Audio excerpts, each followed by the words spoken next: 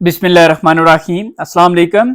आज की इस वीडियो में हम क्लास 11 मैथमेटिक्स की जो बुक है नेशनल बुक फाउंडेशन की एक्सरसाइज 4.2 कंप्लीट सॉल्व करेंगे। यानी कि इस एक्सरसाइज के अंदर जितने भी क्वेश्चन हैं सारे के सारे इसी वीडियो के अंदर सॉल्व किए जाएंगे। लेकिन एक्सरसाइज को स्टार्ट करने से पहले तीन बातें मैंने आपको बतानी है जी। नंबर 1, इस पूरी एक्सरसाइज के अंदर जस्ट दो फार्मूलाज हैं जो कि एक्सरसाइज के अंदर इस्तेमाल हो रहे हैं और उन्हीं दोनों फार्मूलाज की मदद से पूरी एक्सरसाइज जो है वो सॉल्व हो जाती है। इसलिए एक्सरसाइज को स्टार्ट करने से पहले वो दो फार्मूलाज हम बेसिक कंसेप्ट में समझेंगे कि वो फार्मूलाज कौन से हैं और किसके फार्मूलाज हैं और कैसे उनको यूज करना है, ताकि आपके लिए ये एक्सरसाइज फिर आसान हो जाएगी। और नंबर 2, फिर आपकी आसानी के लिए डिस्क्रिप्शन के अंदर मैंने टाइम कोड दे दिया है।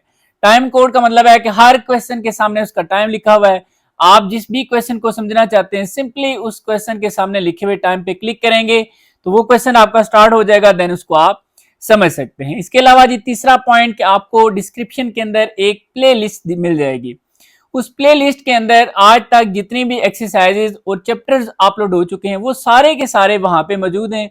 आप किसी भी एक्सरसाइज को या किसी भी चैप्टर को जिसको आप समझना चाहते हैं सिंपली वहां से आप जाकर उसको समझ सकते हैं। ठीक है जी, बगैर अब टाइम जाया किए हम आते हैं बेसिक कंसेप्ट की तरफ। वो दो फार्मूलाज हैं उनको समझ लेते हैं और फिर एक्सरसाइज को स्टार्ट करते हैं। तो डियर स्टूडेंट्स, ये दो फार्मूलाज हैं जो कि पूरी एक्सरसाइज के अंदर इस्तेमाल होंगे और इन्हीं दोनों की मदद से आपकी पूरी एक्सरसाइज जो है वो सॉल्व हो जाएगी। लेकिन थोड़ा सा समझ लेते हैं कि ये फार्मूला क्या है और ये किस चीज का फार्मूला है। तो यहां पर देखें लिखा हुआ है an is equal to a1 plus n minus 1 d। इससे ये आगे आपको दो क्वेश्चन मार्क लगे हुए नजर आ रहे हैं। यहां से इसकी मदद से हम दो फार्मूलाज और निकालेंगे, वो मैं आगे जाके आपको बताता हूं। लेकिन सबसे पहले हम डिस्कस कर लेते हैं कि ये किस चीज का फार्मूला है। तो देखें आपके सामने यहाँ पर हेडिंग बनी हुई है अरिथमेटिक सीक्वेंस। थोड़ा सा ये समझ लेते हैं कि अरिथमेटिक सीक्वेंस क्या होता है, फिर इस फार्मूला की तरफ दोबारा से आते हैं। अरिथमेटिक सीक्वेंस को ये याद रखना है आपने कि अरिथमेटिक प्रोग्रेशन भी कहते हैं और इसको शॉर्ट फॉर्म में हम एपी कह देते हैं। देखें ए और ये पी, ठीक हो गया जी। अब ये देखते हैं कि ये है क्या। An arithmetic sequence is a sequence, ये एक ऐसा सीक्वेंस है, मैं एग्जांपल भी आपको दूंगा, इन विच जिसमें ईच टर्म, हर टर्म जो है आफ्टर द फर्स्ट, जो मतलब नेक्स्ट आती है पहले के बाद, is found by adding a constant to the previous term. मैं आपको एग्जांपल देता हूं फिर आपको ये डेफिनेशन समझ आएगी कि लेट्स सपोज हमारे पास ये एक सीक्वेंस है, ठीक है, 1 3 5 7 9। तो ये सीक्वेंस है इन विच ईच टर्म, ठीक है, after the first, let's suppose इसके बाद ये टर्म कैसे आई है, वो कहते हैं कि is found by adding a constant, इस नंबर में टू द प्रीवियस टर्म, इस नंबर में आप कुछ नंबर ऐड करेंगे तो ये नंबर आ जाएगा, इसमें फिर कुछ ऐड करेंगे तो ये आ जाएगा। जो ऐड कर रहे हैं उसको हम कांस्टेंट कहते हैं और कांस्टेंट को आप कॉमन डिफरेंस यहां पर कहेंगे जिसको हम डी कहेंगे। यहां पर आप फार्मूलाज के अंदर ये देख रहे हैं डी, तो ये डी बेसिकली कॉमन डिफरेंस होगा जिसको हम डी कह रहे हैं। थोड़ा सा आप फिर देख लें कि अब मैं आपसे पूछता हूं कि 1 के अंदर हम ऐसा क्या ऐड करें कि 3 आ जाता है 2। अब 3 के अंदर क्या ऐड करें, 5 आ जाएगा 2। तो ये बेसिकली हमारा कांस्टेंट है या इसको कॉमन डिफरेंस कहते हैं। ठीक हो गया जी। तो ये ऐसा कोई भी सीक्वेंस जो कुछ नंबर ऐड करने से नेक्स्ट नंबर हमारे पास आ रहा है और आगे ये कंटिन्यू है, इस सीक्वेंस को बेसिकली, इस तरतीब को कहा जाता है अरिथमेटिक सीक्वेंस। ठीक हो गया जी। अब हमारे पास वही फॉर्मूला जो टॉप पे मैंने लिखा हुआ था ये दोबारा लिख दिया है। अच्छा, ये जो कांस्टेंट है ये लेट्स सपोज अगर आपको इस तरह सीक्वेंस दिया जाए तो आप ये चेक करना चाहते हैं कि ऐसा कौन सा नंबर है जो इसमें ऐड किया जा रहा है, तो ये आप ऐसे फाइंड कर सकते हैं। इसका ये फार्मूला भी है कि इस सेकंड टर्म में से आप फर्स्ट टर्म माइनस कर लें, जैसे 3 - 1 ये 2 आ जाएगा। अच्छा, लाजमी नहीं है कि इन दोनों का डिफरेंस लें, आप इन दोनों का भी डिफरेंस ले सकते हैं। 5 - 3 करें तब भी 2 आएगा, ठीक है, ये आप देख सकते हैं।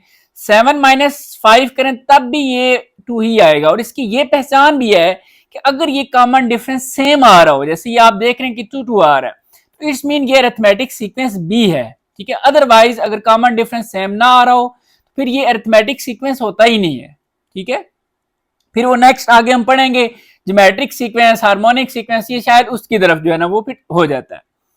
तो चलें जी, अब दोबारा आते हैं फार्मूलाज की तरफ। तो ये फार्मूला, इससे हमने दो फार्मूलाज और बनाने हैं, सिंपल सी बात है। देखें जी, यहां पर हम क्या करते हैं कि लेट्स सपोज मैं n की जगह पर 4 लिख देता हूं, 4 3 2 कुछ भी आप लिख लें, ठीक है। मैं 4 लिख रहा हूं समझाने के लिए जस्ट आपको। अब a1 प्लस, अब यहां पर वो कह रहा है कि n-1, मतलब उसका ये है कि यहां पर आपने जो भी नंबर लिखा है उसमें से एक माइनस करके यहां पर लिखना है। अब हमने अगर 4 लिखा है तो 4, तो यहां पर क्या लिख सकते हैं 4-1, तो ये डायरेक्ट आप 3, यानी कि आप बजाय इस तरह बार बार लिखने के n-1 तो आप डायरेक्ट लिख लिया करें। जब भी अगर 4 हो ये a1 तो आएगा, लेकिन जब 4 है तो आप 3 कर सकते हैं। अगर यहाँ पर 5 आ जाए, 5 में से एक नंबर कम कर दें तो यहाँ पर 4 आ जाएगा। तो आप ये डायरेक्ट फार्मूला भी जो है वो कर सकते हैं। इसके अलावा एक और फार्मूला भी है जो कि मजीद शॉर्टकट है, बाकी ये एक्सरसाइज के अंदर हम यूज करेंगे तब आपको प्रॉपर समझ आएगी। तो वो फार्मूला है जी के लेट्स मैं C4 की बात करता हूँ, A4 इज इक्वल टू, वो ये है कि इससे पीछे वाली टर्म कौन सी है, ये A4 है, वो होगी A3, ठीक है, इससे पीछे वाली प्लस डायरेक्ट आप D कर दें। इसकी मदद से भी आप फोर्थ टर्म जो है वो फाइंड कर सकते हैं। बाकी ये आप सोच रहे होंगे A1 A2 वगैरह क्या है, तो सिंपल सी बात है जी, ये जो फर्स्ट टर्म होती है इसको हम A1 कहते हैं, सेकंड को हम A2 कह देते हैं, इसको हम A3, इसी तरह ये A4 A5 और ये आगे कंटिन्यू है, ठीक है। बाकी इंशाल्लाह एक्सरसाइज के अंदर हम डिटेल में बात करेंगे तो आपको ये सारी चीजें क्लियर हो जाएंगी। इसके बाद जो हमारा दूसरा पॉइंट था जी, AM आपको लिखा हुआ नजर आ रहा है, इसका मतलब है अरिथमेटिक मीन। अभी हम डिस्कस कर लेते हैं इसको। ये अगर आप देखें तो अरिथमेटिक मीन सिंपल सी, यहां पर मैंने डेफिनेशन नहीं लिखी क्योंकि ये बहुत सिंपल है। अरिथमेटिक मीन का मतलब है एवरेज, सिंपल नंबर, एवरेज, ठीक है, मिडिल वैल्यू भी आप कह सकते हैं। इसका ये फॉर्मूला है कि इसको शॉर्ट फॉर्म में हम AM लिख देते हैं और A plus B divide by 2। यहाँ पर A और B का मतलब ये है कि आपको क्वेश्चन के अंदर दो वैल्यूज दी जाएंगी, दो नंबर दिए जाएंगे। लेट्स सपोज आप 5+2 कर लें, 5+3 कर लें, जो भी आपको दो नंबर दिए जाएंगे आपने सिंपली उन दोनों को ऐड करके 2 पे डिवाइड कर देना है, तो आपके पास अरिथमेटिक मीन फाइंड हो जाएगी। ये बहुत ही सिंपल है, ठीक है जी। 100 में से कुछ % आपको भी समझ आ गई होगी। बाकी एक्सरसाइज को स्टार्ट करते हैं, इंशाल्लाह आपको मजीद चीजें क्लियर हो जाएंगी। तो कंसेप्ट आपने समझ लिया जी। अभी हम एक्सरसाइज की तरफ आते हैं, लेकिन यहां पर आपको एक चीज बता दूं कि इस क्वेश्चन का जो फर्स्ट पार्ट है उसमें मैं आपको दो मेथड से बताऊंगा, ठीक है। आपने फर्स्ट पार्ट को डिटेल से समझ लेना है, बाकी पार्ट आप फिर खुद भी कर सकते हैं, ठीक है। तो क्वेश्चन नंबर 1 को इसमें सबसे पहले पढ़ लेते हैं, क्या लिखा हुआ है, फाइंड दी फर्स्ट 4 टर्म्स। आपने फर्स्ट 4 टर्म्स फाइंड करनी है ऑफ ईच अरिथमेटिक सीक्वेंस। इसके बारे में भी हमने कंसेप्ट में पढ़ लिया है। तो सबसे पहले जी अरिथमेटिक सीक्वेंस का आपके पास जो फार्मूला है, जो कि हमने कंसेप्ट में देखा, an is equal to a1 plus n-1d, ये फार्मूला आपने याद रखना है और इसी की मदद से आप फर्स्ट 4 टर्म्स फाइंड कर सकते हैं। फर्स्ट 4 टर्म्स के आप कोई भी टर्म फाइंड कर सकते हैं। तो यहां पर हमें देखते हैं कि कैसे फाइंड करना है। अब उसने कहा फर्स्ट 4 टर्म, जिसमें से फर्स्ट टर्म देखें उसने दी हुई है, ये फाइंड करने की जरूरत ही नहीं है आपको। यहां पर मैं ऐसे ही लिख देता हूं कि फर्स्ट टर्म जो है ये तो हमें गिवन है जो कि 4 है। अब आते हैं सेकंड टर्म की तरफ। सेकंड टर्म आप सिंपली क्या करेंगे, इस फार्मूला के अंदर n की जगह पर 2 पुट कर देंगे। तो ये मैं आपके सामने पुट करता हूं। तो यहां पर मैंने लिखा 2 और फिर a1, तो a1 आपके पास 4 है, फिर प्लस, अब वो कह रहे हैं n-1, n का मतलब है यहां पर जो आपने टर्म लिखी थी, अब हमने यहां पर n की जगह पर 2 लिखा हुआ है, तो यहां पर हम क्या कर लेंगे 2 - 1 और फिर d की वैल्यू हमारे पास क्या है जी 3। इसको थोड़ा सा आप सॉल्व करें, 4 प्लस, अब देखिए 2 - 1 1 को जब आप 3 से मल्टीप्लाई करेंगे 3, तो ये आ जाएगा 7। तो इन सिंपल वर्ड्स आपने देखा कि a2 की जो वैल्यू है वो आ गई है 7। तो ये सेकंड टर्म फाइंड हो गया, हमने फोर्थ टर्म तक जाना है। अब आते हैं थर्ड टर्म की तरफ। तो थर्ड टर्म के लिए आपने क्या करना है, n की जगह पर 3 पुट कर देना है। तो ये 3 पुट किया, फिर a1 की जगह पर आपको पता है जी 4 है, फिर प्लस, अब फिर n-1, तो n की जगह पर हमने 3 पुट किया, तो ये 3 - 1 और d की वैल्यू हमारे पास 3 है। इसको सॉल्व करें तो ये 4 प्लस, अब 3 - 1 ये आएगा 2 को जब आप 3 से मल्टीप्लाई करेंगे तो 6 और ये आ जाएगा 10। तो इस तरह आपने देखा कि a3 की वैल्यू आपके पास आ गई है 10। तो ये थर्ड टर्म है। अब फोर्थ टर्म के लिए आप क्या करेंगे, n की जगह पर 4 पुट कर दें। तो ये मैं 4 पुट करता हूं, 4 प्लस, अब यहां पर भी 4 - 1 और ये 3, ये आ जाएगा 4 प्लस, देखें 4 - 1 3 को जब आप 3 से मल्टीप्लाई करेंगे तो 9 प्लस 4 ये आ जाएगा 13, ठीक है जी। तो इस तरह आपने देखा कि a4 की जो वैल्यू है वो आ गई है 13। सो उसने कहा था फर्स्ट 4 टर्म्स, ठीक है। तो ये हमारे पास फर्स्ट टर्म है, फर्स्ट टर्म को कहते हैं a1, फिर ये सेकंड टर्म, थर्ड टर्म और ये फोर्थ टर्म। अब हम आते हैं सेकंड मेथड की तरफ। सेकंड मेथड में आपके लिए मैं थोड़ा सा शॉर्टकट करूंगा। बेसिक एंड में मैंने फार्मूला भी आपको वो बताया, तो उससे भी आप जो है ना ये क्वेश्चन सॉल्व कर सकते हैं। वो भी आप देख लें क्या करना है उसमें। तो लेट्स सपोज जी आपको A1 की वैल्यू जो गिवन है, मैं दोबारा से लिख लेता हूं 4 है, और D की वैल्यू आपको गिवन है जी 3। ठीक है जी, ये दो वैल्यूज आपको गिवन है। आपने सिंपली यहां पर क्या करना है, फर्स्ट टर्म तो आपकी समझ में होगी क्लियर, इधर ही फाइंड होगी। अब सेकंड के लिए आप क्या करेंगे, A2 फॉर्मूला आपको बता देता हूं। यहां पर अगर A2 है तो A1 तो इसमें जो है ना आपने नहीं लिखना, इससे पीछे वाली टर्म A2 से पीछे वाली टर्म क्या आपके पास A1 प्लस D, ये डायरेक्ट लिखेंगे। अब A1 की वैल्यू आपके पास 4 है, फिर प्लस D की वैल्यू आपके पास 3 है, तो ये आ जाएगा 7। आपने जो ऊपर मेथड देखा उसमें भी आपने सॉरी A2 की वैल्यू देखी है वो 7 ही आई है। अब थर्ड टर्म के लिए आप क्या करेंगे, अब A3 से जो पीछे वाली टर्म है वो A2 है, तो A2 प्लस D कर दें। A2 की वैल्यू अभी आपने फाइंड की है 7 प्लस 3 का मतलब ये है वो आ जाए, D की मतलब वैल्यू 3 है तो ये आ जाएगा 10। इस तरह A3 की वैल्यू जो है वो आ गई है 10। अब नेक्स्ट फिर A4 के लिए आप क्या करेंगे, इससे पीछे वाली टर्म A3 है, A3 प्लस D, A3 की वैल्यू ये 10 प्लस D की वैल्यू 3, तो ये 13 आ गया। तो इस तरह A4 की वैल्यू 13। आप फर्स्ट मेथड से देखें, सेकंड से देखें, आपको वैल्यूज फिर भी सेम नजर आएंगी। सो आपने देखा कि इस तरीके से आपने क्वेश्चन को सॉल्व करना है। बेशक सॉल्व करके यहां पर एंड कर दें, अदरवाइज एक तरीका ये भी है कि आप सारी वैल्यूज एंड पर लिख दें इकट्ठी। A1 की वैल्यू 4 है और A2 की वैल्यू 7 है, फिर A3 की वैल्यू आपके पास 10 है और A4 की वैल्यू आपके पास 13 है। ये लिखने के बाद आप इसको ऐसे हाईलाइट कर दें ताकि पता चल जाए कि ये आपका फाइनल जो है वो आंसर है। ठीक है जी।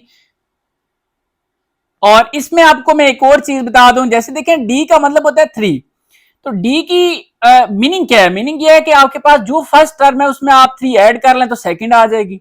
आप 4 में 3 ऐड करें तो 7, आप फिर 7 में फिर 3 ऐड करें तो 10, 10 में फिर 3 ऐड करें तो 13। तो ये जो D होता है ये कॉमन डिफरेंस, ये आपका आपको डायरेक्ट भी बता देता है कि आपका नेक्स्ट नंबर कौन सा होगा। अब नेक्स्ट पार्ट 2 है, लेकिन अभी हम एक ही मेथड से सॉल्व करेंगे। ठीक है, फर्स्ट पार्ट को आप देख लें, उसमें सेकंड मेथड भी आपको समझ आ जाएगा, फिर आप ये पार्ट खुद भी कर सकते हैं। तो देखें जी, फर्स्ट 4 टर्म्स फाइंड करनी है और सिंपल सा हमारे पास एक फार्मूला है जो मैं लिख लेता हूं यहाँ पे, an is equal to A1 plus n minus 1D। इसकी मदद से हम पहली 4 टर्म जो है वो फाइंड कर सकते हैं। फर्स्ट टर्म के लिए आप n की जगह पर पुट करेंगे 1, तो ये 1 पुट किया।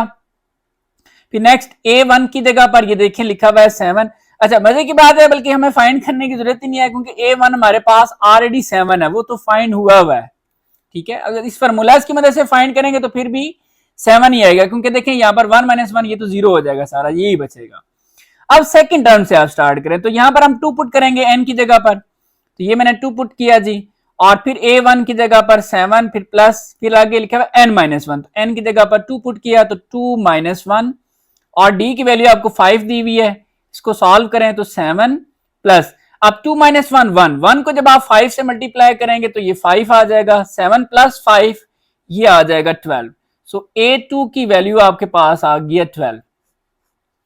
अब थर्ड टर्म के लिए आप 3 पुट कर दें, ठीक है, और यहां पर अगेन 7 प्लस अब 3 माइनस 1 हो जाएगा और ये 5, 7 प्लस अब 3 माइनस 1 2, 2 को जब आप 5 से मल्टीप्लाई करेंगे तो 10, 10 प्लस 7 ये आ जाएगा 17। सो A3 की वैल्यू आपके पास 17 आ गई है। अब फिर आप फोर्थ टर्म के लिए 4 पुट कर लें, 7 प्लस 4 माइनस 1 और ये 5। ठीक है, तो 7 प्लस 4 माइनस 1 3, 3 को जब आप 5 से मल्टीप्लाई करेंगे तो 15, तो 15 प्लस 7 ये हमारे पास आ जाता है 22। ठीक है जी, तो A4 की वैल्यू हमारे पास 22। यहां पर मैं आपको एक और चीज भी बता देता हूं, देखें जो आपको D की वैल्यू दी गई थी वो 5 थी। 5 का मतलब ये है कि यहां पर देखें जो फर्स्ट टर्म है इसमें अगर आप 5 ऐड करें तो ये आ जाएगा सेकंड टर्म, सेकंड में फिर 5 ऐड करें तो नेक्स्ट टर्म आ जाएगी थर्ड वाली, फिर इसमें आप फिर 5 ऐड करें तो नेक्स्ट टर्म आ जाएगी। तो ये इससे भी आप डायरेक्ट अंदाजा भी लगा सकते हैं कि कौन सी टर्म्स आपके पास आएंगी। ठीक है जी, सो ये हमारी सारी टर्म जो है वो फाइंड हो गई हैं, तो ये पार्ट भी कंप्लीट हो गया।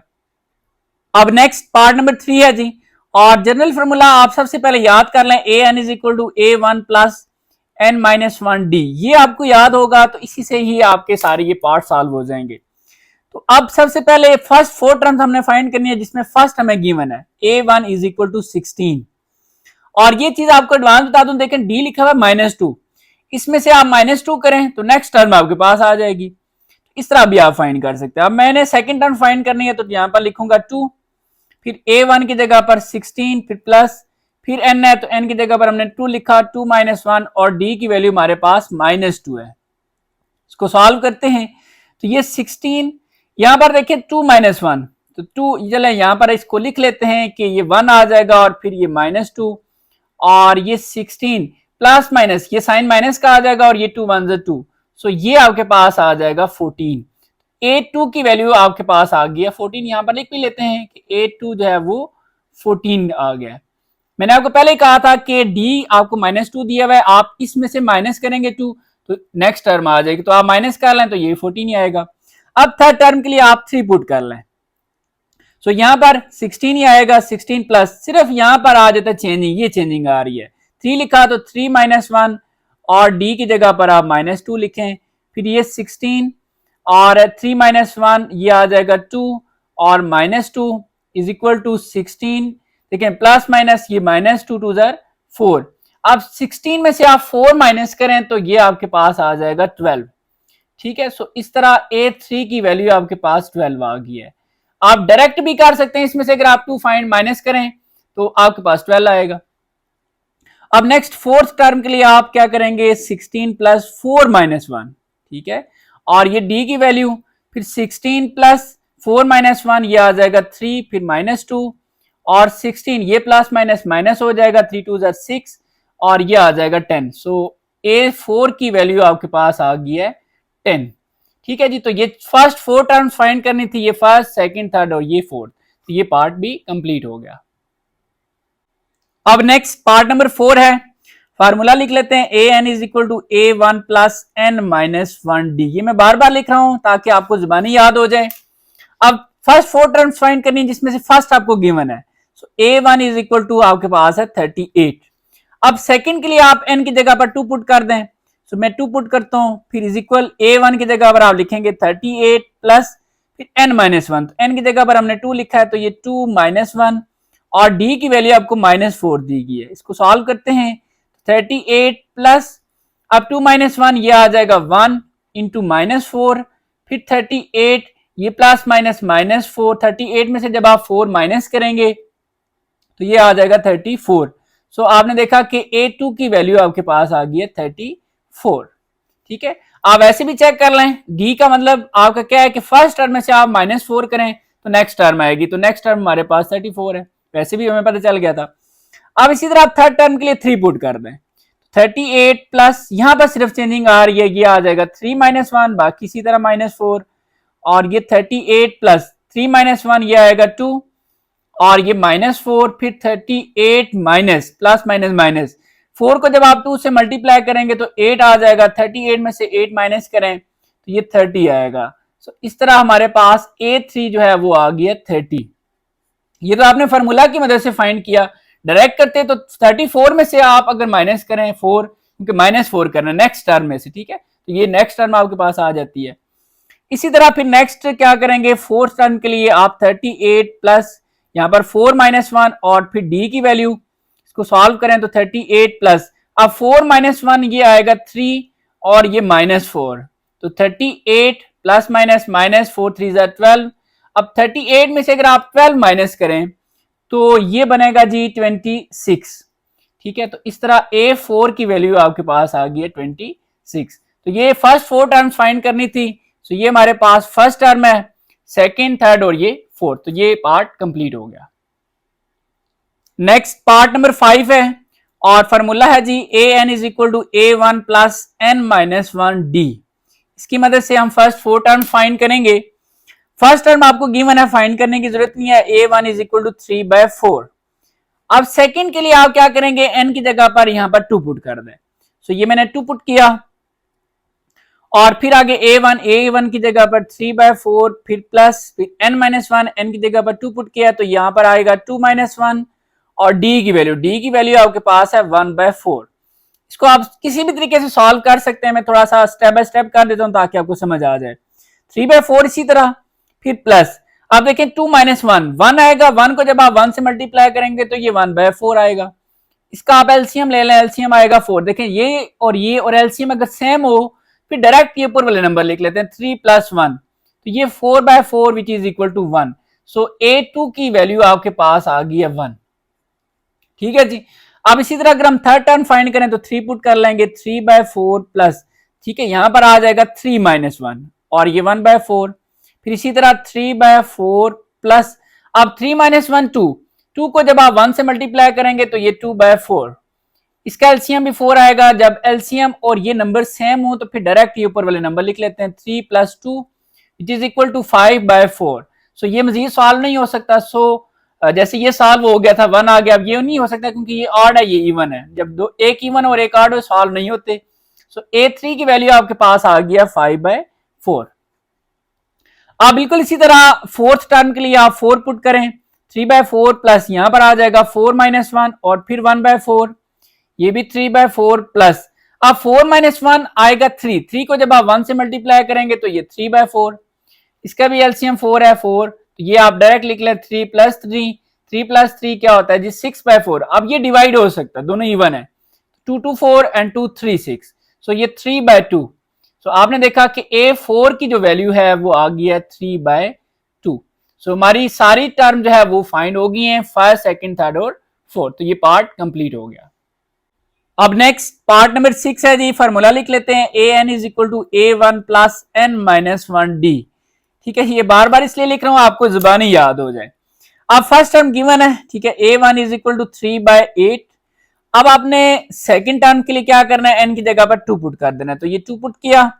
फिर A1 की जगह पर 3/8, फिर प्लस, फिर n की जगह पर 2 पुट करना है, सो 2 - 1 और फिर d की वैल्यू हमारे पास है 5/8।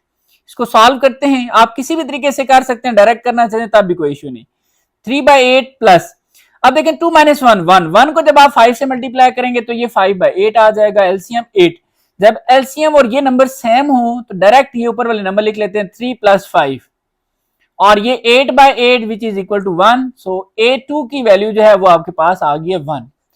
अब थर्ड टर्म के लिए आप 3 पुट कर लें, सो A3 = 3/8 प्लस, यहां पर क्या आ जाएगा जी 3 - 1 और 5/8, सो 3/8 प्लस, अब 3 - 1 2 को जब आप 5 से मल्टीप्लाई करेंगे तो ये आ जाएगा 10/8। सो इसका एलसीएम 8 आ जाएगा, सेम है, तो ये आप क्या करेंगे 3 + 10 विच इज इक्वल टू, ये आ जाएगा 13/8। अब ये डिवाइड नहीं हो सकते, सो A3 की वैल्यू जो है वो 13/8 आ गई है। अब नेक्स्ट इसी तरह हम फाइंड करते हैं जी फोर्थ टर्म, तो सिंपल आप 4 पुट कर लें, 3/8 प्लस 4 - 1, ठीक है, और 5/8, 3/8 प्लस, अब 4 - 1 3 को जब आप 5 से मल्टीप्लाई करेंगे तो 15/8, इसका एलसीएम भी 8 आएगा, दोनों सेम है सब, तो ये 3 + 15, अब 3 + 15 आता है जी 18/8। अब ये डिवाइड हो सकता है, अब इसको आप 2 से डिवाइड भी कर सकते हैं, लेकिन आपने कोशिश करनी है कोई बड़ा नंबर हो जिसका टेबल दोनों पे जा रहा हो। 2 का तो जाता है, लेकिन 2 से बड़ा भी कोई पॉसिबिलिटी है, तो यस बिल्कुल है जी, इसमें और नहीं है। चलें 2 4 8 और 2 9 18, तो ये आ जाएगा जी 9/4। सो आपने देखा कि A4 की वैल्यू आ गई है 9/4। सो ये 4 टर्म्स हमने फाइंड करनी थी, वो चारों की चारों फाइंड हो चुकी हैं। अब नेक्स्ट क्वेश्चन नंबर 2 है जी, यहां पर आपको मैं पहले एक चीज बता दूं कि क्वेश्चन नंबर 2 का जो पार्ट 1 है इसको मैं 2 मेथड से हल करवाऊंगा। आपने फर्स्ट पार्ट को डिटेल से समझ लेना है, बाकी फिर आप खुद भी कर सकेंगे, लेकिन जो आगे पार्ट्स होंगे उनमें सिर्फ एक ही मेथड यूज करूंगा। यहां पर इसलिए यूज करूं ताकि आपको आइडिया हो जाए, पता चल जाए कि इसको कौन कौन से मेथड से सॉल्व किया जा सकता है। चलें अब क्वेश्चन नंबर 2 को पढ़ लेते हैं। इसमें लिखा हुआ है find the next 3 terms. Next 3 term का मतलब है, देखें ये आपको टर्म्स दी हुई है, इससे आगे 3 टर्म्स कौन कौन सी आएंगी। जैसे ये फर्स्ट टर्म है, सेकंड, थर्ड, अब फोर्थ, फिफ्थ और सिक्स्थ टर्म आपने फाइंड करनी है ऑफ ईच अरिथमेटिक सीक्वेंस। तो सबसे पहले अगर आप एक चीज देख लें कि इसको हम कहते हैं फर्स्ट टर्म, ये हमारी A2 यानी कि सेकंड टर्म, ये A3। अब जो उसने कहा नेक्स्ट 3 टर्म, इससे आगे नेक्स्ट टर्म, तो ये हमारी बन रही है A4, ये हमने फाइंड भी करनी है, और फिर ये A5 ये भी हमने फाइंड करनी है, उसके बाद A6 ये भी हमने फाइंड करनी है, ये हमारा टारगेट है। बहुत आसान है, अरिथमेटिक सीक्वेंस का आपको फार्मूला पता है जी, जो कि क्या है, मैं लिख देता हूं सबसे पहले, a n is equal to a one plus n minus one d. इस फार्मूला की मदद से आप नेक्स्ट थ्री टर्म्स फाइंड कर सकते हैं। आप देखें कैसे फाइंड करनी है।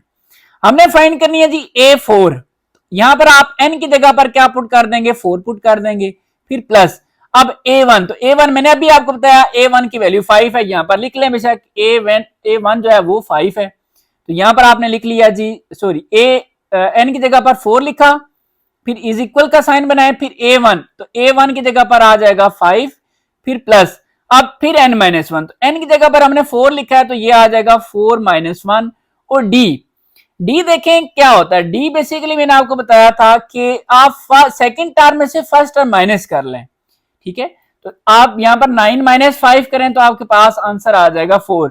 आप 13 में से 9 माइनस करें तब भी 4 ही आएगा, क्योंकि अरिथमेटिक सीक्वेंस में आप कोई सी दो टर्म्स का डिफरेंस लें वो सेम ही होता है।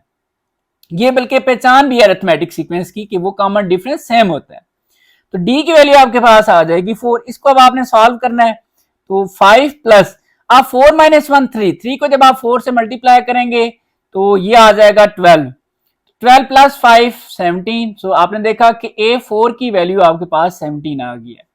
अच्छा एक और चीज बताऊं, देखें डी का मतलब डी की वैल्यू 4 है, तो 4 का मतलब ये था कि आप इस टर्म में अगर 4 ऐड करें तो नेक्स्ट टर्म आ जाएगी, 13 में 4 ऐड करें 17, आप 17 में फिर 4 ऐड करें तो 21 में फिर 4 ऐड करें 25। तो इस तरह भी आप ये डायरेक्ट भी सोच सकते हैं कि नेक्स्ट टर्म हमारी कौन सी बनेगी, लेकिन हमने प्रॉपर इस तरह फाइंड करनी है।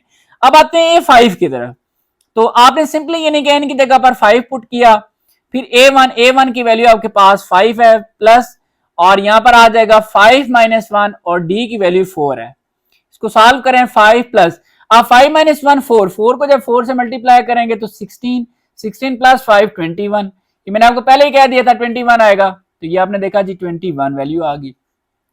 अब इसके बाद नेक्स्ट सिक्स टर्म जो है वो A6, ठीक है, आप यानी कि n की जगह पर 6 पुट कर रहे हैं, और फिर A1 की जगह पर आ जाएगा 5 प्लस यहां पर 6 माइनस वन और ये 4, तो 5 प्लस अब 6 माइनस वन 5, तो 5 को जब 4 से मल्टीप्लाई करेंगे तो 20, सो ये आ गया 20।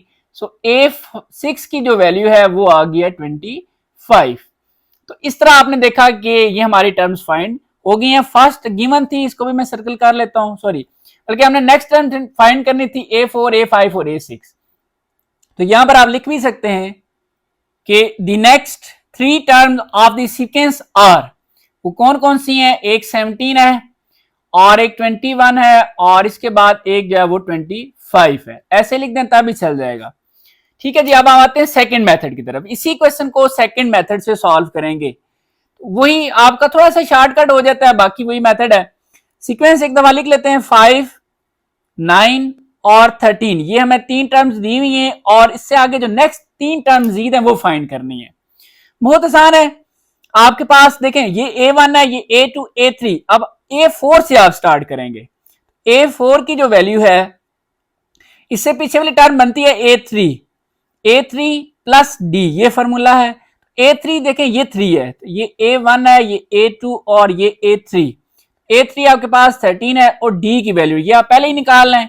D की वैल्यू ऊपर भी हमने देखी थी कि आप सेकंड टर्म में से फर्स्ट टर्म माइनस करें तो 9 माइनस 5 ये आ जाएगा 4, इसमें से माइनस करें तब भी 4 ही आता है, तो ये आप लिखते जाएं। ये देखें 13 प्लस 4 ये 17, सो A4 की वैल्यू आपके पास 17 आ गई है। अब इसी तरह हमने A5 फाइंड करनी है, A5 से पीछे टर्म है A4 प्लस D, A4 अभी आपने फाइंड किया 17 प्लस 4, D की वैल्यू 4 है, तो ये आ जाएगा 21, सो A5 की वैल्यू जो है वो 21 आ गई है। अब इसी तरह A6 फाइंड करना है, तो 6 से पीछे जो है वो 5 है, और प्लस D करेंगे, 5 की वैल्यू आपके पास 21 प्लस D की वैल्यू 4 है, सो ये 25 आ जाएगा। सो A6 की वैल्यू 25। आप फर्स्ट मेथड से करें सेकंड से करें, आपके पास वैल्यूज वही आ रही हैं। ठीक है जी, तो एक क्वेश्चन को हम बहुत सारे मेथड से सॉल्व कर सकते हैं, इसलिए अब हम बाकी जो पार्ट्स होंगे उसमें एक ही मेथड यूज करेंगे, फर्स्ट वाला।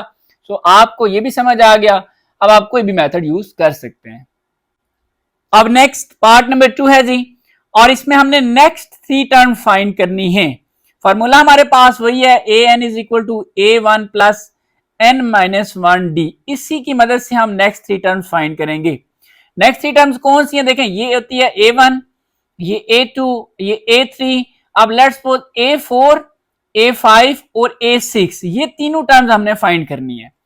तो अब a4 का मतलब है यहां पर आप n की जगह पर 4 लिख दें, सो ये 4 लिख लेते हैं।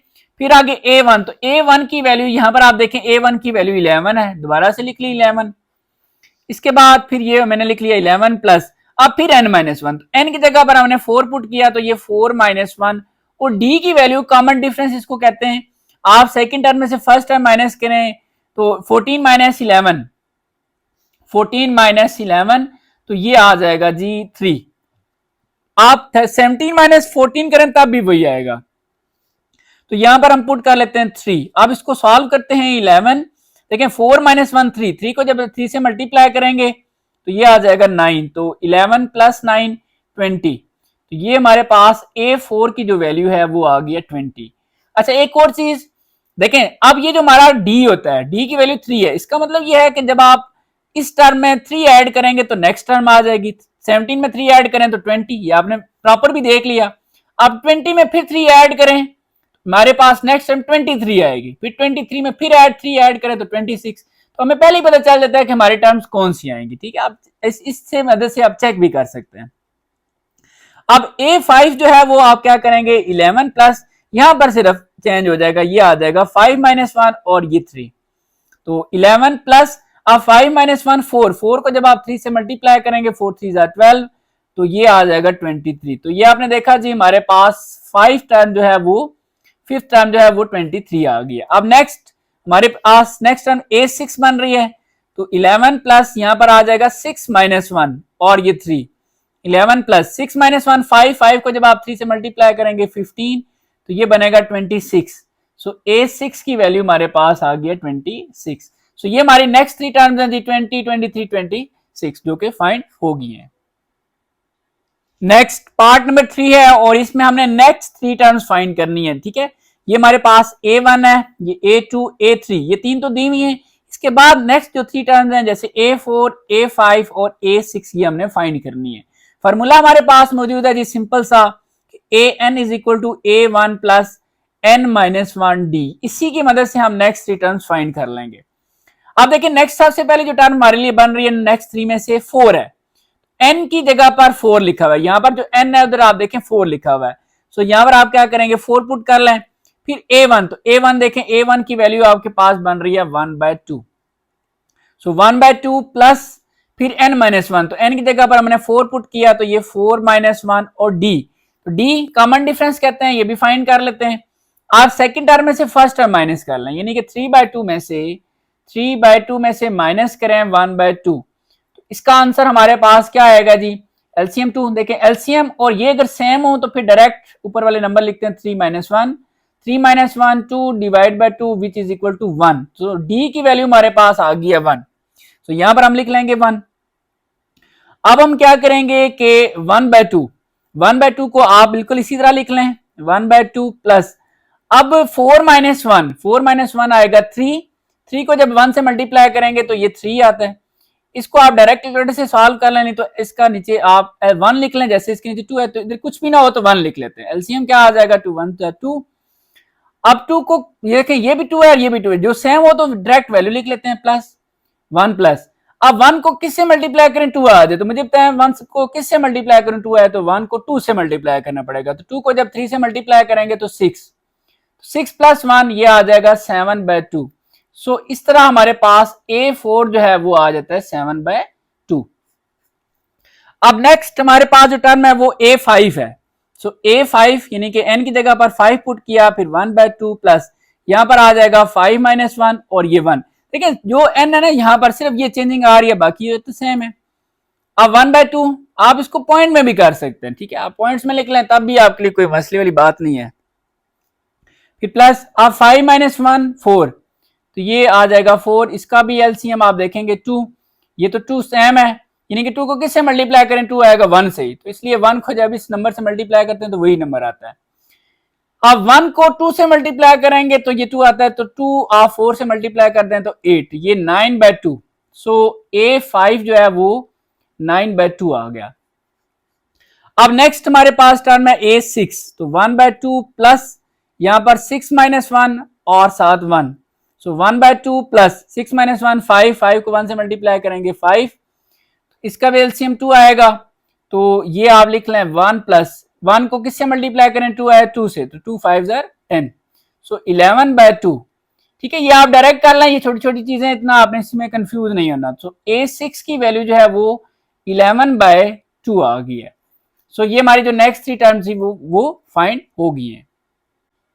अब नेक्स्ट पार्ट नंबर 4 है, और यहां पर आप देख रहे हैं कि मैंने 2 पार्ट लिख दिए।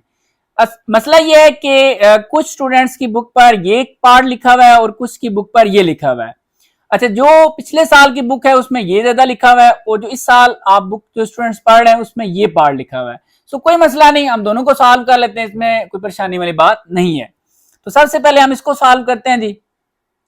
ठीक है, तो इसमें हमारे पास हमने नेक्स्ट 3 टर्म्स फाइंड करनी है, यानी कि A1 A2 A3।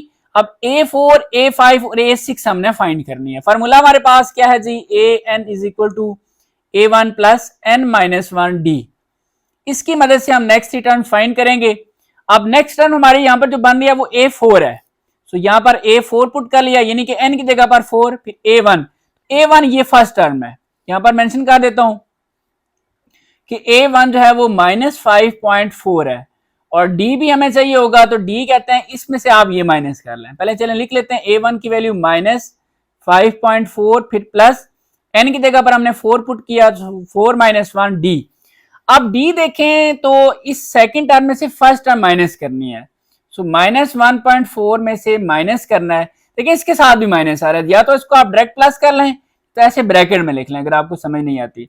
सो -5.4, ठीक है, सो -1.4, अब ये माइनस माइनस प्लस 5.4, 5.4 में से आप माइनस करें 1.4, तो ये आपके पास आ जाएगा। इसको कैलकुलेटर पे चेक कर लेते हैं जी कि ये क्या बन रहा है, तो ये बन रहा है जी 4। ठीक है, क्योंकि देखें 5.4 में से 1.4 माइनस कर दें तो 4 आ जाता है, सिंपल है। अब यहां पर आपने पुट कर लिया 4, इसको कंटिन्यू करते हैं, -5.4 प्लस, आप 4 - 1 3 को जब 4 से मल्टीप्लाई करेंगे 12, तो 12 - 5.4 करें तो ये आएगा जी तकरीबन 6.6। ठीक है, सो A4 की वैल्यू हमारे पास 6.6 आ गई है। अब इसके बाद नेक्स्ट A5 है, सो -5.4 प्लस यहां पर आ जाएगा 5 - 1 और ये 4, और इसी तरह -5.4 प्लस, अब 5 - 1 4 को जब 4 से मल्टीप्लाई करेंगे 16 में से 5.4 माइनस कर दें तो ये तकरीबन बनेगा जी 10.6। ठीक है, सो A5 की वैल्यू हमारे पास 10.6। यहां से हम आइडिया लगा सकते हैं, लेकिन कॉमन डिफरेंस 4 था। 4 का मतलब है कि आप फर्स्ट टर्म में, ठीक है, आप जो भी टर्म्स आती जा रही हैं 4 ऐड करते जाए, जैसे इसमें हम 4 ऐड करेंगे तो ये टर्म आ जाएगी, इसमें 4 ऐड करें, देखें 6.6 में 4 ऐड करें तो 10.6, 10.6 में फिर 4 ऐड करें तो ये 14.6 आ जाएगा। तो इस तरह भी आप चेक कर सकते हैं। सो A6 -5.4 प्लस यहां पर 6 - 1 और ये 4, फिर -5.4 प्लस, अब 6 - 1 होता है 5 को जब 4 से मल्टीप्लाई करेंगे तो 20 में माइनस करें 5.4 तो ये 14.6 आ जाएगा। सो A6 की जो वैल्यू है वो है 14.6। ठीक है, तो ये हमारे पास 6 और ये 5th टर्म, तो ये आपने देखा जी हमारी जो नेक्स्ट 3 टर्म्स हैं वो हमने फाइंड कर ली हैं। अब इसको भी सॉल्व कर लेते हैं, कोई इसमें परेशानी वाली बात नहीं है जी।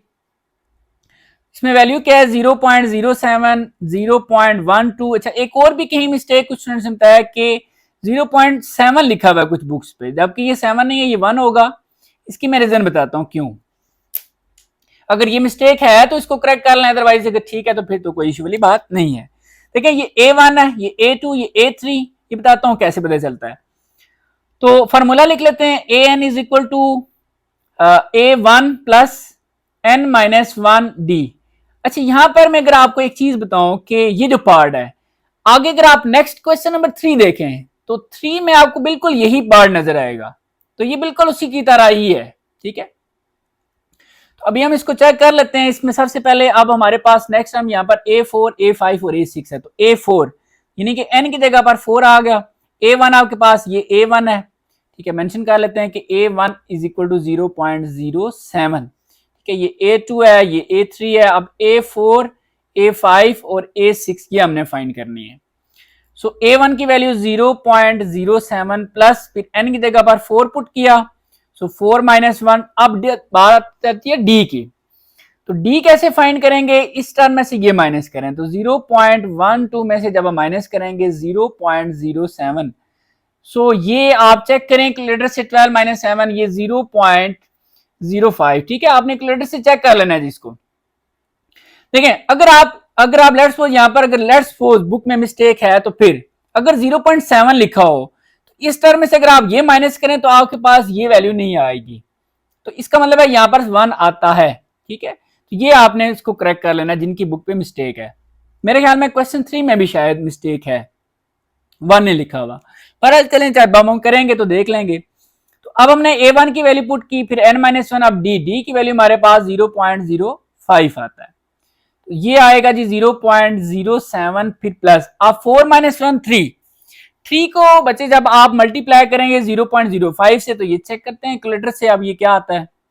सो ये मेरे पास आ रहा है जी 0.15, फिर आप इन दोनों को ऐड कर लें तो मैं ऐड कर लेता हूं उसी में प्लस 0.07, तो ये बन रहा है जी 0.22, तो ये हमारे पास A4 की जो वैल्यू है वो 0.22 आ गई है।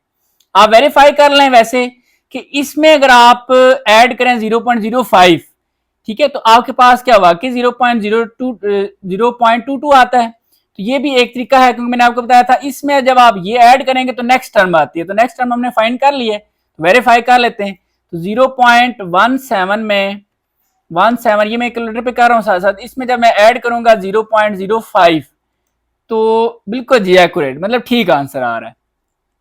अब हम क्या करेंगे A5, 4 के बाद 5 है, अब 0.07 प्लस यहां पर आ जाएगा 5 माइनस 1 और D जो है वो 0.05 है, सो ये 0.07 प्लस अब 5 माइनस 1 4 को आप इससे मल्टीप्लाई करें, 4 को जब मल्टीप्लाई करेंगे 0.05 से तो ये बनेगा जी 0.2, फिर इसमें आप ऐड कर लें तो ये आएगा 0.07, ऐड करें तो ये बनता है 0.27, ठीक है, तो हमारे पास A5 जो है वो 0.27 आ गया।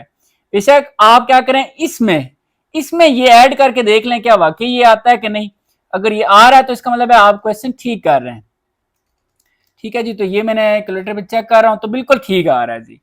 अब इसके बाद नेक्स्ट A6 पे आते हैं, तो 0.07 प्लस फिर 6 माइनस 1 0.05, ठीक है, 0.07 आ गया प्लस 6 माइनस 1 5 को जब इसका मल्टीप्लाई करेंगे 5 मल्टीप्लाई 0.05 तो ये आएगा जी 0.25, ठीक है, अच्छा ये सारा मल्टीप्लाई करने के बाद 0.25, फिर 0.25 में ये ऐड कर लें 0.07 तो ये आएगा जी 0.32, ठीक है, सो ये आपने देखा कि A6 की जो वैल्यू है वो 0.32, तो ये बहुत आसान है। इन सिंपल वर्ड देखें आप 5 का डिजिट माइंड में रखें, आप इसमें 5 ऐड करें तो 27 में फिर 5 ऐड करें तो 32, तो इस तरह भी आप चेक भी कर सकते हैं, तो ये पार्ट भी हमने कर लिया। अब next question number 3, find the 11th term, ठीक है, 11th टर्म कौन सी होती है जिसको आप लिखते हैं A11, ये आपने फाइंड करनी है ऑफ द अरिथमेटिक सीक्वेंस, मतलब ये है कि ये जो टर्म है आपके पास ये A1 है, ठीक है, इसको आप A1 कह सकते हैं, ये A2 है, ये A3 है, इस तरह करते करते आपने 11 वाली टर्म डायरेक्ट फाइंड करनी है, बहुत आसान है, वेरी सिंपल। आपके पास सबसे पहले ये फार्मूला आपको आना चाहिए अरिथमेटिक सीक्वेंस का, an इज इक्वल टू, ये याद रखें कि कोई भी टर्म है 11th टर्म है, फर्स्ट 4 टर्म्स हैं, नेक्स्ट जो आगे पिछला हमने क्वेश्चन किया उसमें नेक्स्ट 3 टर्म थी, तो ये फार्मूला आपको आना चाहिए A1 प्लस n-1 D। तो इसमें हम क्या करेंगे, देखिए हमने 11 टर्म फाइंड करनी है तो यहां पर n की जगह पर 11 पुट कर लेंगे, वेरी सिंपल, तो यहां पर 11 पुट किया, फिर A1, तो A1 देखेंगे ये है हमारे पास A1 है 0.07, तो यहां पर लिख लेंगे 0.07, फिर प्लस फिर n है तो n की जगह पर 11 पुट किया, 11 माइनस 1 D। अब D की वैल्यू आपको मैं सिखा चुका हूं कैसे फाइंड करनी है। सेकंड टर्म में से फर्स्ट टर्म माइनस कर लें, तो 0.12 में से जब माइनस करेंगे 0.07, तो ये आपके पास आएगा 0.05। ठीक है, कुछ बुक में मिस्टेक ये है कि यहाँ पर ना इसको 0.7 उन्होंने लिखा हुआ है, क्योंकि 0.7 से अगर ये टर्म माइनस करें तो ये नहीं आता। इसका मतलब है फिर क्योंकि वो मिस्टेक है। अरिथमेटिक सीक्वेंस में होता ही यही है कि आप कोई सी दो टर्म्स का कंजेक्टिव का मतलब यह है कि इसकी फौरन जो बात आ रही है, ठीक है, तो डिफरेंस लेते हैं तो ये सेम आ रहा होता है। तो ये अगर मिस्टेक है तो इसको करेक्ट कर लीजिएगा, 17 लिखना है। बाकी इसको हम लिख लेते हैं 0.05, इसको बस सॉल्व करना है जी। तो ये 0.07 प्लस अब 11 माइनस 1 ये आता है हमारे पास 10। ठीक है, 10 को जब आप मल्टीप्लाई करेंगे 0.05 से तो ये बन रहा है जी 0.5। ठीक है, और फिर 0.5 में 7 0.07 ऐड कर लें तो ये बन रहा है जी हमारे पास 0.57। सो इस तरह आपने देखा कि A11 की जो वैल्यू है वो आ रही है 0.57। ठीक है जी, ये तो यहां पर ये पार्ट भी कंप्लीट हो गया क्वेश्चन। अब नेक्स्ट क्वेश्चन नंबर 4। अच्छा, यहां पर ये चीज बता दूं, क्वेश्चन नंबर 4, 5 और 6 ये तीनों बिल्कुल एक जैसे हैं और ये तीनों इंपॉर्टेंट भी हैं, इसलिए आपने एक को अच्छे से समझ लेना है, बाकी आपके लिए भी आसान हो जाएंगे। तो पढ़ लेते हैं क्वेश्चन में क्या लिखा हुआ है कि the third term of an arithmetic sequence is 14। यानी कि आपको थर्ड टर्म, देखें थर्ड टर्म को आप लिखते हैं A3 की वैल्यू आपको दी गई है 14 एंड द नाइन्थ टर्म। तो नाइन्थ टर्म कौन सी होती है जी, जिसको आप A9 लिख सकते हैं, जो कि है -1। ठीक है, नाइन्थ टर्म -1 है। Find the first 4 terms of the sequence. अब फर्स्ट 4 टर्म्स का मतलब यह है कि A1, A2, ठीक है, A3 और A4 ये आपने फाइंड करनी है, ये आपका टारगेट है। तो कोई मसला नहीं है, अगेन आप बड़ी आसानी से फाइंड कर लेंगे। लेकिन इसमें हम क्या करेंगे, डायरेक्ट वो जो फॉर्मूला में लगाते हैं ना an is equal to A1 plus, वो हम यूज नहीं कर सकेंगे। क्यों यूज नहीं कर सकेंगे, लेट्स, तो पहला क्वेश्चन यही है कि जैसे मैं लिख देता हूं यहां पर an is equal to A1 plus n-1d। हम लगा के मैं कहता था कोई भी टर्म फाइंड करनी है तो ये फॉर्मूला लगा ले, लेकिन अब हम डायरेक्ट ये नहीं लगा सकते। क्यों? वजह ये है कि लेट्स सपोज मैं फर्स्ट टर्म के लिए यहां पर 1 लिखता हूं, A1, अब ये तो हमें A1 पता ही नहीं है, ठीक है, और इसमें n तो चले हम 1 लिख लेते हैं, d भी हमें नहीं पता। जब एक चीज के अंदर 2 या 2 से ज्यादा चीजें हमें ना पता हो तो फिर डायरेक्ट ये हम फॉर्मूला नहीं यूज कर सकते। इसी तरह अगर हम यहाँ पर 2 पुट करते हैं, A1 तो आपको पता ही नहीं है, इधर से D भी आपको नहीं पता, क्योंकि हमारे पास सीक्वेंस है ही नहीं जिसका हम कॉमन डिफरेंस फाइंड कर लें। सो इसका मतलब यह है कि हमें सबसे पहले जरूरत है A1 की और D की। जब ये दो चीजें हमारे पास आ जाएंगी तो फिर ये 4 टर्म हो या कोई और टर्म हो हम फाइंड कर सकते हैं। तो अब ये दोनों चीजें कैसे फाइंड होंगी, तो आप ये चीज माइंड में रखा करें, जो डाटा आपको गिवन होता है उन्हीं दोनों की मदद से आपकी ये दोनों वैल्यूज फाइंड हो जाएंगी। अब कैसे होंगी ये बात आपने समझनी है। देखिए मैं 3 के लिए फॉर्मूला बनाता हूं, यही वाला, ठीक है, यहां पर मैं n की जगह पर 3 यूज करता हूं, तो A3 is equal to A1 plus, ठीक है, n-1 यानी कि 3-1 और D। हमें A1 भी नहीं पता, D भी नहीं पता, लेकिन अब आप देखें A3 की जगह पर मैं क्या लिख सकता हूं 14 और A1 प्लस, अब 3-1 ये आ जाएगा 2D, इसको आप नाम दे दें इक्वेशन नंबर 1। अब आ जाए जी इस साइड पर, अब 9 के लिए आप लिखें तो A9 is equal to A1 plus, अब यहां पर क्या लिखेंगे 9-1D। यहां पर चूंकि दोनों की वैल्यूज हमें नहीं पता, मैंने वैसा ही उनको लिख दिया, तो A9 की जगह पर आप क्या लिखेंगे -1, A1 आपको नहीं पता और 9-1 होता है 8 और D, इसको आप नाम दे दें इक्वेशन नंबर 2 का। अब आप क्या करेंगे, यहां पर बेसिकली जो मेथड यूज करने जा रहे हैं उसको कहते हैं एलिमिनेशन मेथड। ठीक है, एलिमिनेशन अगर आपको नहीं पता तो आप माइंड में रख लें। अब इसमें होगा क्या कि या तो A के कोफिशिएंट, मतलब देखें D के साथ जो नंबर लिखा है मैं इसको कोफिशिएंट कह रहा हूं, अब A के साथ कुछ भी नहीं है तो 1, इधर भी A के साथ 1 है, तो देखें हमारे पास ये दोनों इक्वल हैं, या तो A के इक्वल करने होते हैं या D के, तो D के तो डिफरेंट है, A के साथ 8 है, A के साथ 2 है, लेकिन A के सेम है। अब इसका मतलब आप इन दोनों को डायरेक्ट सॉल्व कर सकते हैं। आप क्या करेंगे, सब्ट्रैक्टिंग, दो ही काम करने होते हैं जी, या तो ऐड करना होता है या फिर सब्ट्रैक्ट करना होता है। अब आप सोच रहे होंगे कब ऐड कब सब्ट्रैक्ट करते हैं।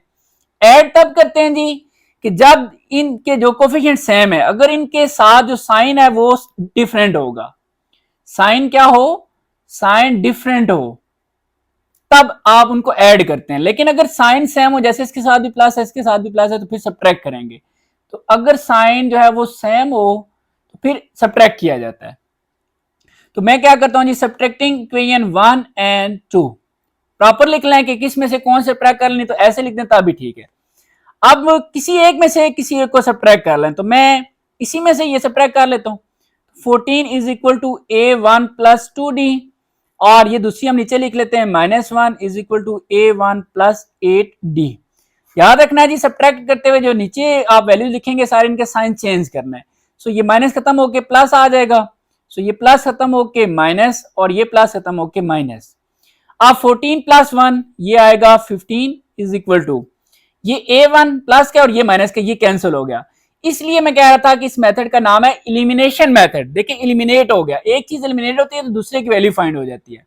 अब प्लस 2 माइनस 8, सो ये -6d आएगा। अब हमें d की वैल्यू चाहिए, तो -6 इधर आके डिवाइड हो जाएगा।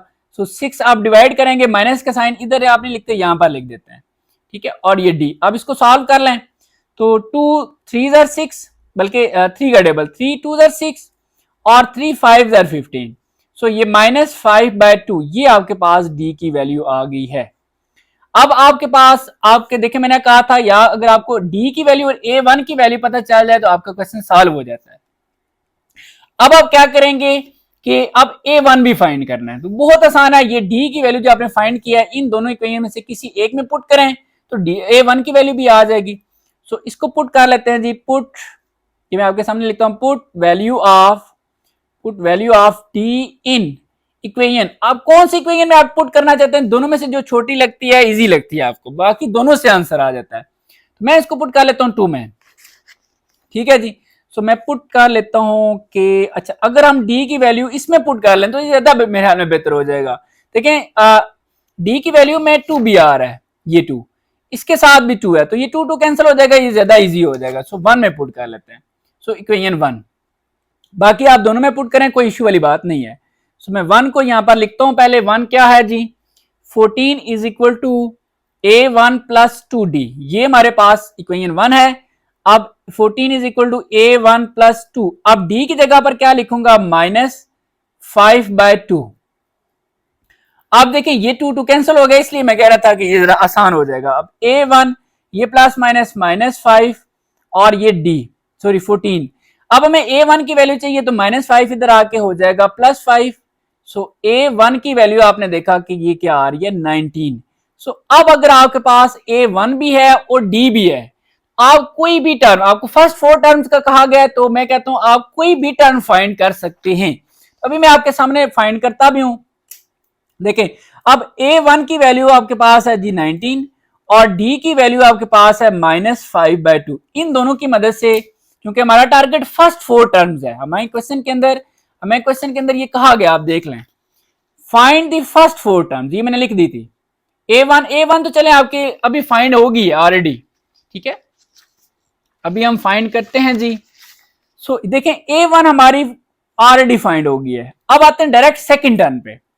सेकंड टर्म के लिए आप क्या करेंगे, अब आप फॉर्मूला यूज कर सकते हैं जो मैंने आपको लिख के दिया था, ये वाला दोबारा लिख लेते हैं कि an is equal to a1 plus n-1d। इसकी मदद से अब आप कोई भी टर्म फाइंड कर सकते हैं।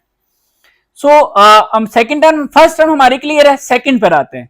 सो an, यहां पर n की जगह पर 2 आ गया, फिर a1, तो a1 हमारे पास 19 है, प्लस फिर यहां पर क्या पुट करेंगे जी, 2 - 1, और d की वैल्यू हमारे पास है -5/2।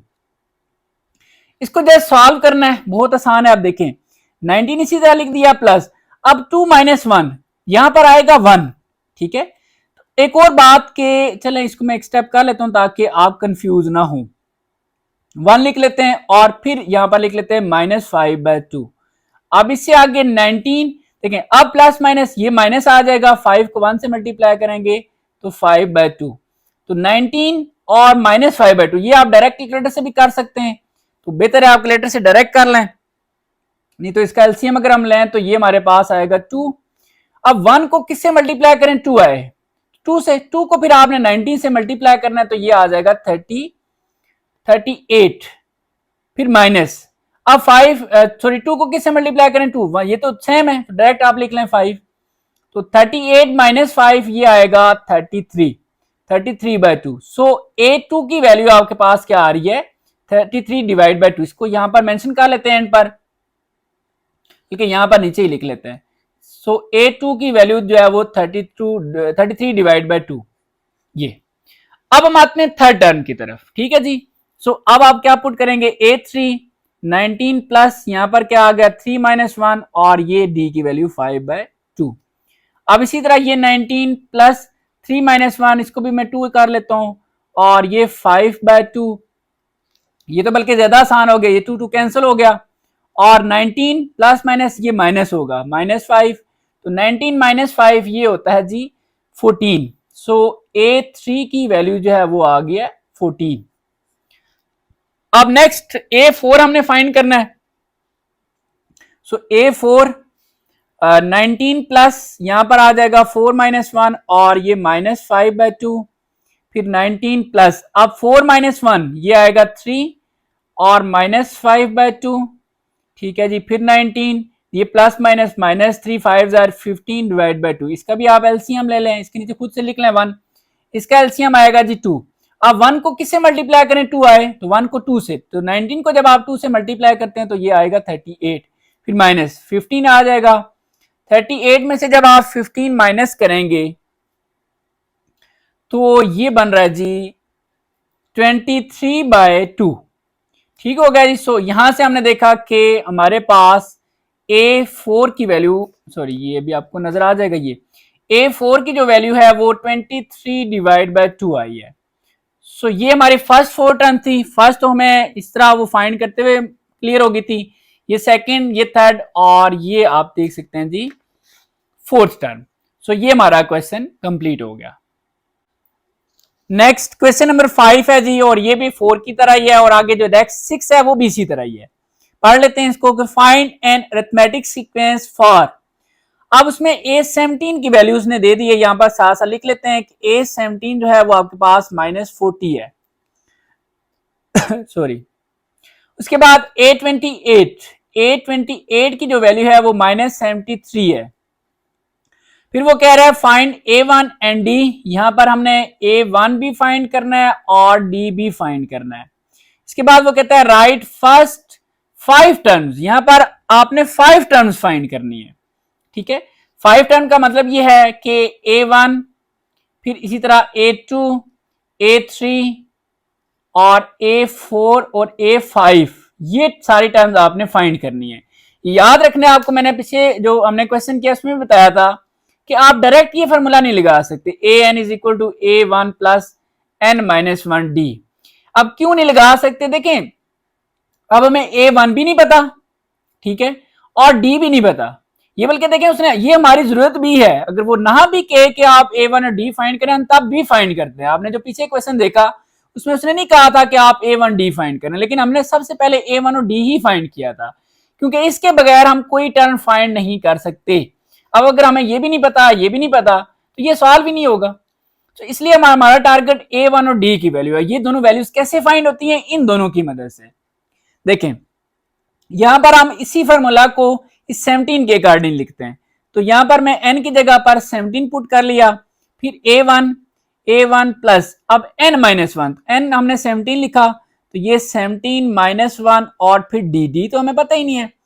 अब A1 प्लस अब 17 - 1 होता है 16 और साथ ये D, लेकिन A17 की वैल्यू हमारे पास है -40, ठीक हो गया।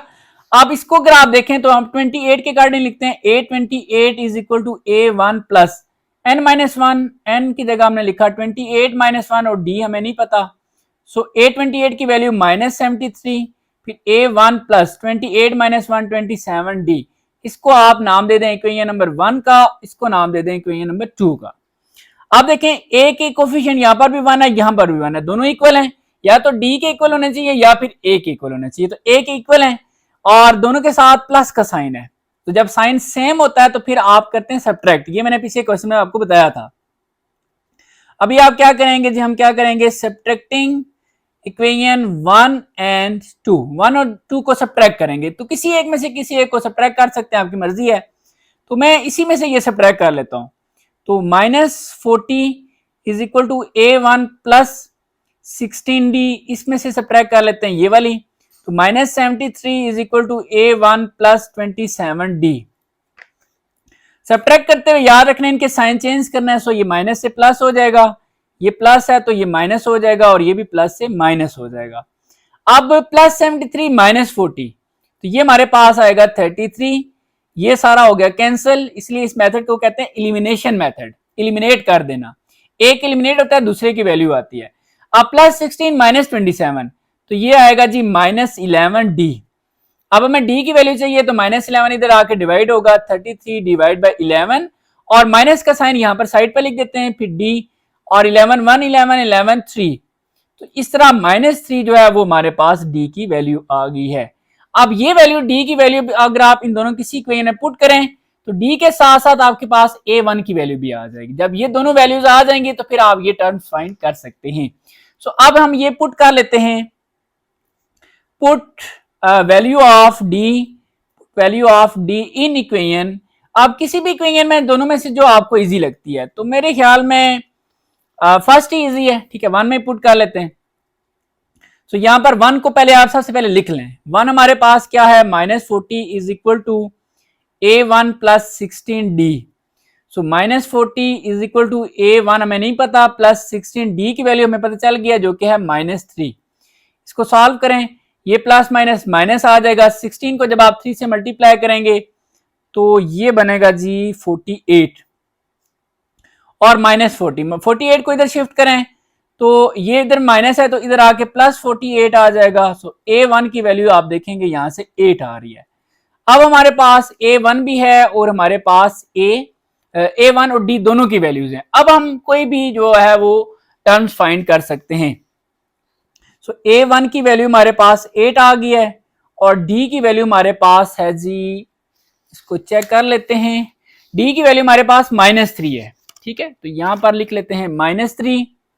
अब हमें टारगेट क्या दिया गया जी, टारगेट है हमारा फर्स्ट 5 टर्म्स, जिसमें से फर्स्ट टर्म A1 जो कि ये इसी दौरान फाइंड हो गई है।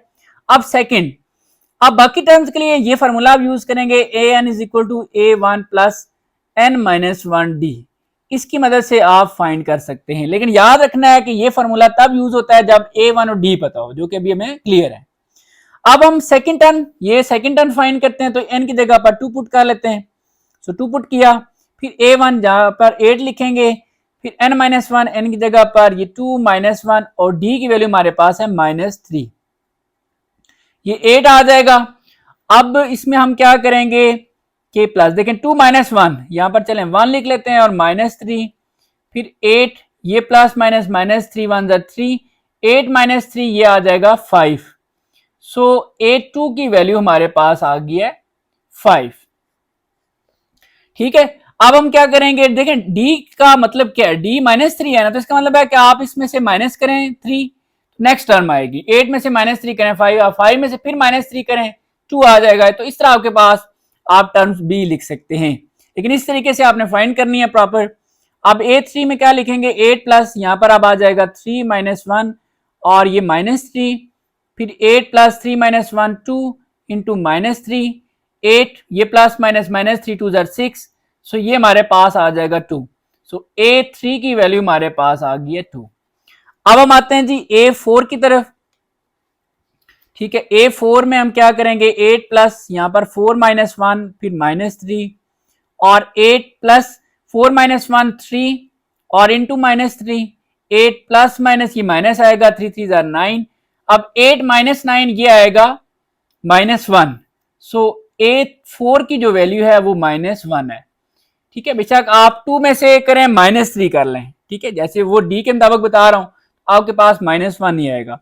अब 5 टर्म में क्या करेंगे, 8 प्लस, यहां पर 5 -1, और ये -3, फिर 8 प्लस, अब 5 -1 4 आ जाएगा, -3, और 8, ये प्लस माइनस माइनस 4 को जब आप 3 से मल्टीप्लाई करेंगे तो 12, और 8 माइनस 12 ये हमारे पास आएगा जी -4। सो A5 की जो वैल्यू है वो -4 आ गया। सो ये फर्स्ट 5 टर्म्स, ये फर्स्ट टर्म है और ये बाकी 4 टर्म्स हैं। सो इस तरह हमारे जो टारगेट हमें दिया गया था वो हमने कंप्लीट कर लिया। अब next question number 6, the fifth term of an arithmetic sequence is 19, यानी कि फिफ्थ टर्म को आप क्या कहते हैं जी? A5 की वैल्यू आपको दी गई है 19। इसके बाद वो कहता है एंड 11th टर्म इज 43, तो 11th टर्म को हम कहते हैं A11 जो कि 43 है। और टारगेट क्या है जी? Find the first term. First term कहते हैं A1 को, ये हमने फाइंड करनी है। एंड 87th टर्म A87 ये हमने फाइंड करनी है। अगेन वही बात है जी, हम डायरेक्ट वो जो फार्मूला था हमारे पास AN is equal to A1 plus N-1D, ये हम डायरेक्ट नहीं लगा सकते क्योंकि इसमें हमारे पास A1 भी नहीं है और D भी नहीं है।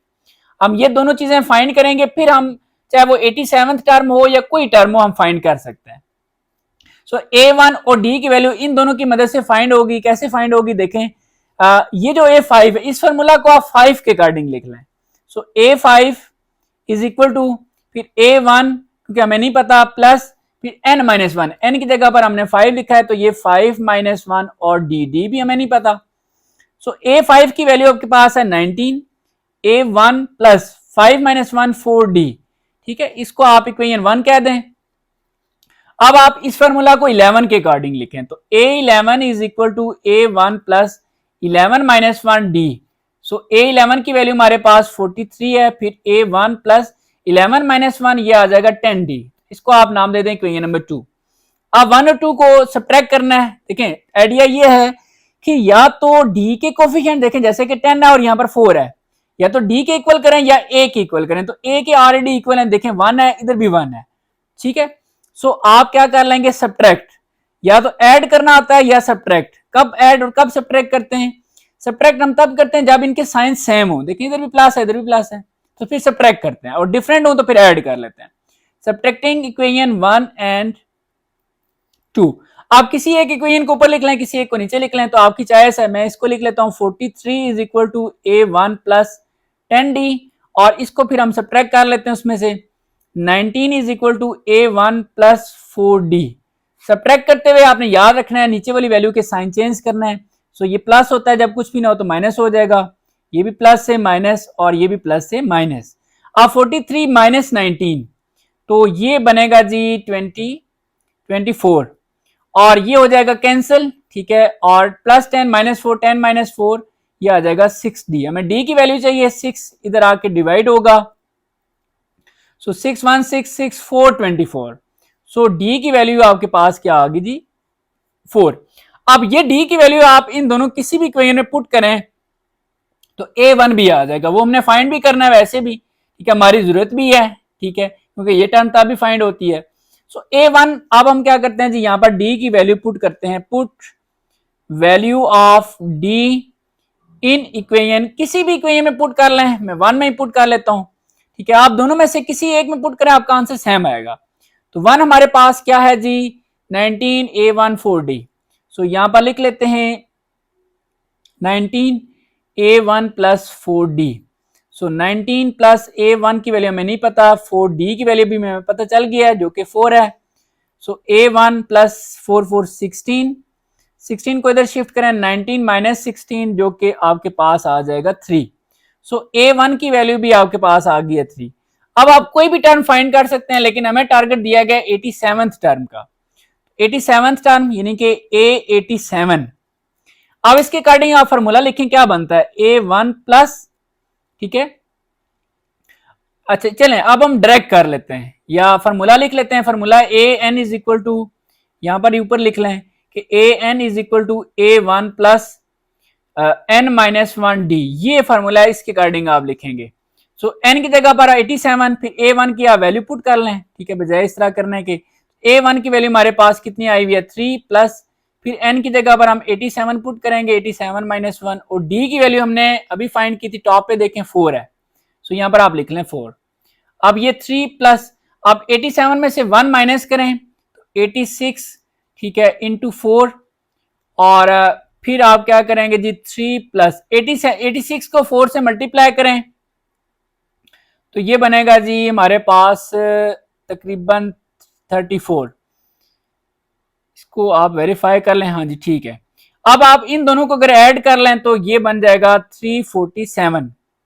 347 इसको मैं लिख लेता हूं 347। ये अब A87 जो है वो आपके पास क्या आ गई है 347। ये दो टारगेट थे, एक A1 का था, A1 हमारे पास 3 आया है, और एक A87 था जो कि 347 है। ठीक है जी, सो ये हमारा क्वेश्चन जो है वो कंप्लीट हो गया। अब नेक्स्ट क्वेश्चन नंबर 7 है, which term of the sequence, ये आपको एक सीक्वेंस दिया गया है -6 -2 2 और आगे ये सो ऑन, फिर लिखा हुआ है इज 70, यानी कि वो आपसे पूछ रहा है कि ये जो 70 नंबर है ये इस सीक्वेंस की कौन सी टर्म है, विच टर्म इज।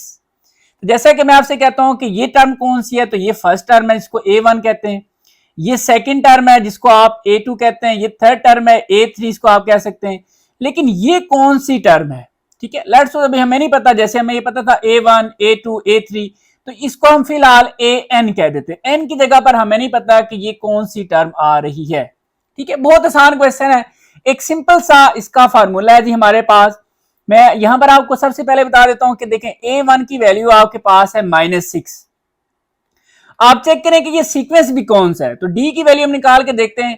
D की वैल्यू अगर ये सेकंड टर्म में से फर्स्ट टर्म में माइनस करता हूं, -2 में से माइनस करूंगा -6, देखें फिर माइनस आ गया तो आप ब्रैकेट में लिख लें ऐसे। ठीक है, इसको भी ऐसे ही ब्रैकेट में कर लें, तो ये -2 ये माइनस माइनस +6 हो जाएगा, तो इस तरीके से ये आ जाएगा 4। ठीक है, अगर आप इसमें से ये माइनस करके देखें, 2 में से -2 करें, ठीक है ऐसे 2 माइनस फिर -2, तो ये माइनस माइनस प्लस होकर ये भी 4 आएगा, तो ये अरिथमेटिक सीक्वेंस है।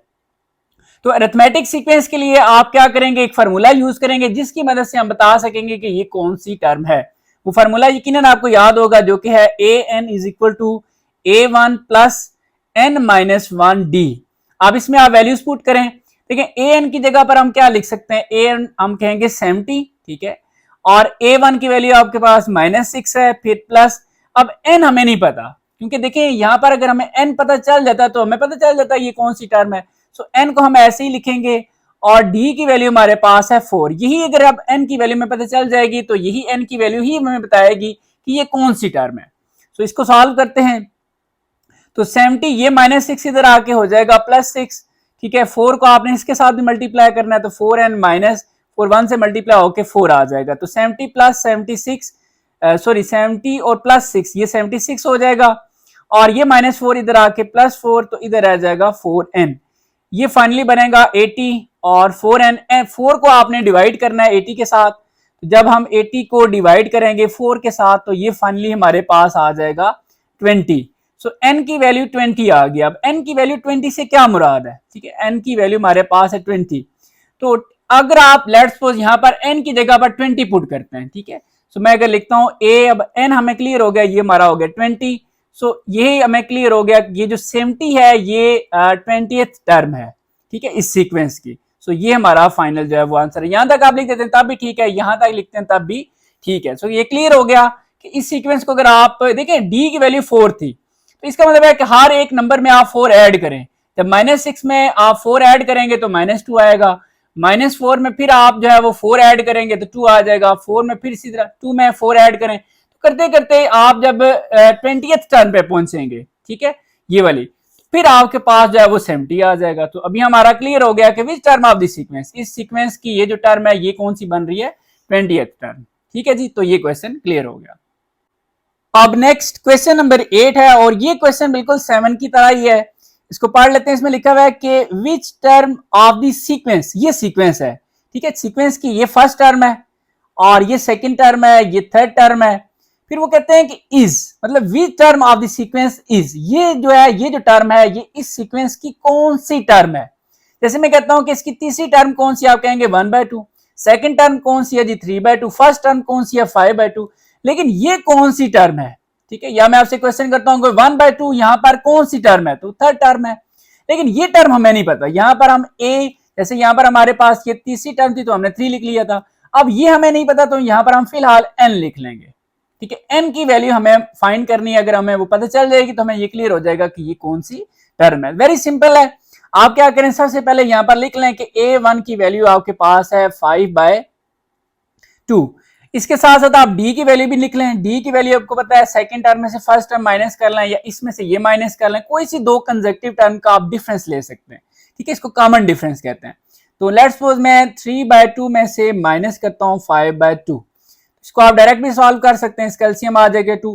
देखें ये नंबर और एलसीएम अगर सेम हो तो डायरेक्ट आप लिखेंगे 3 - 5, जो कि सॉल्व होके आएगा -2 divide by 2 which is equal to -1। तो ये हमारे पास डी की वैल्यू आ गई। अब इसमें से ये माइनस करके देख लें, अगर फिर भी -1 आ रहा है तो इससे ये भी क्लियर हो जाएगा कि ये सीक्वेंस जो है ये अरिथमेटिक सीक्वेंस है।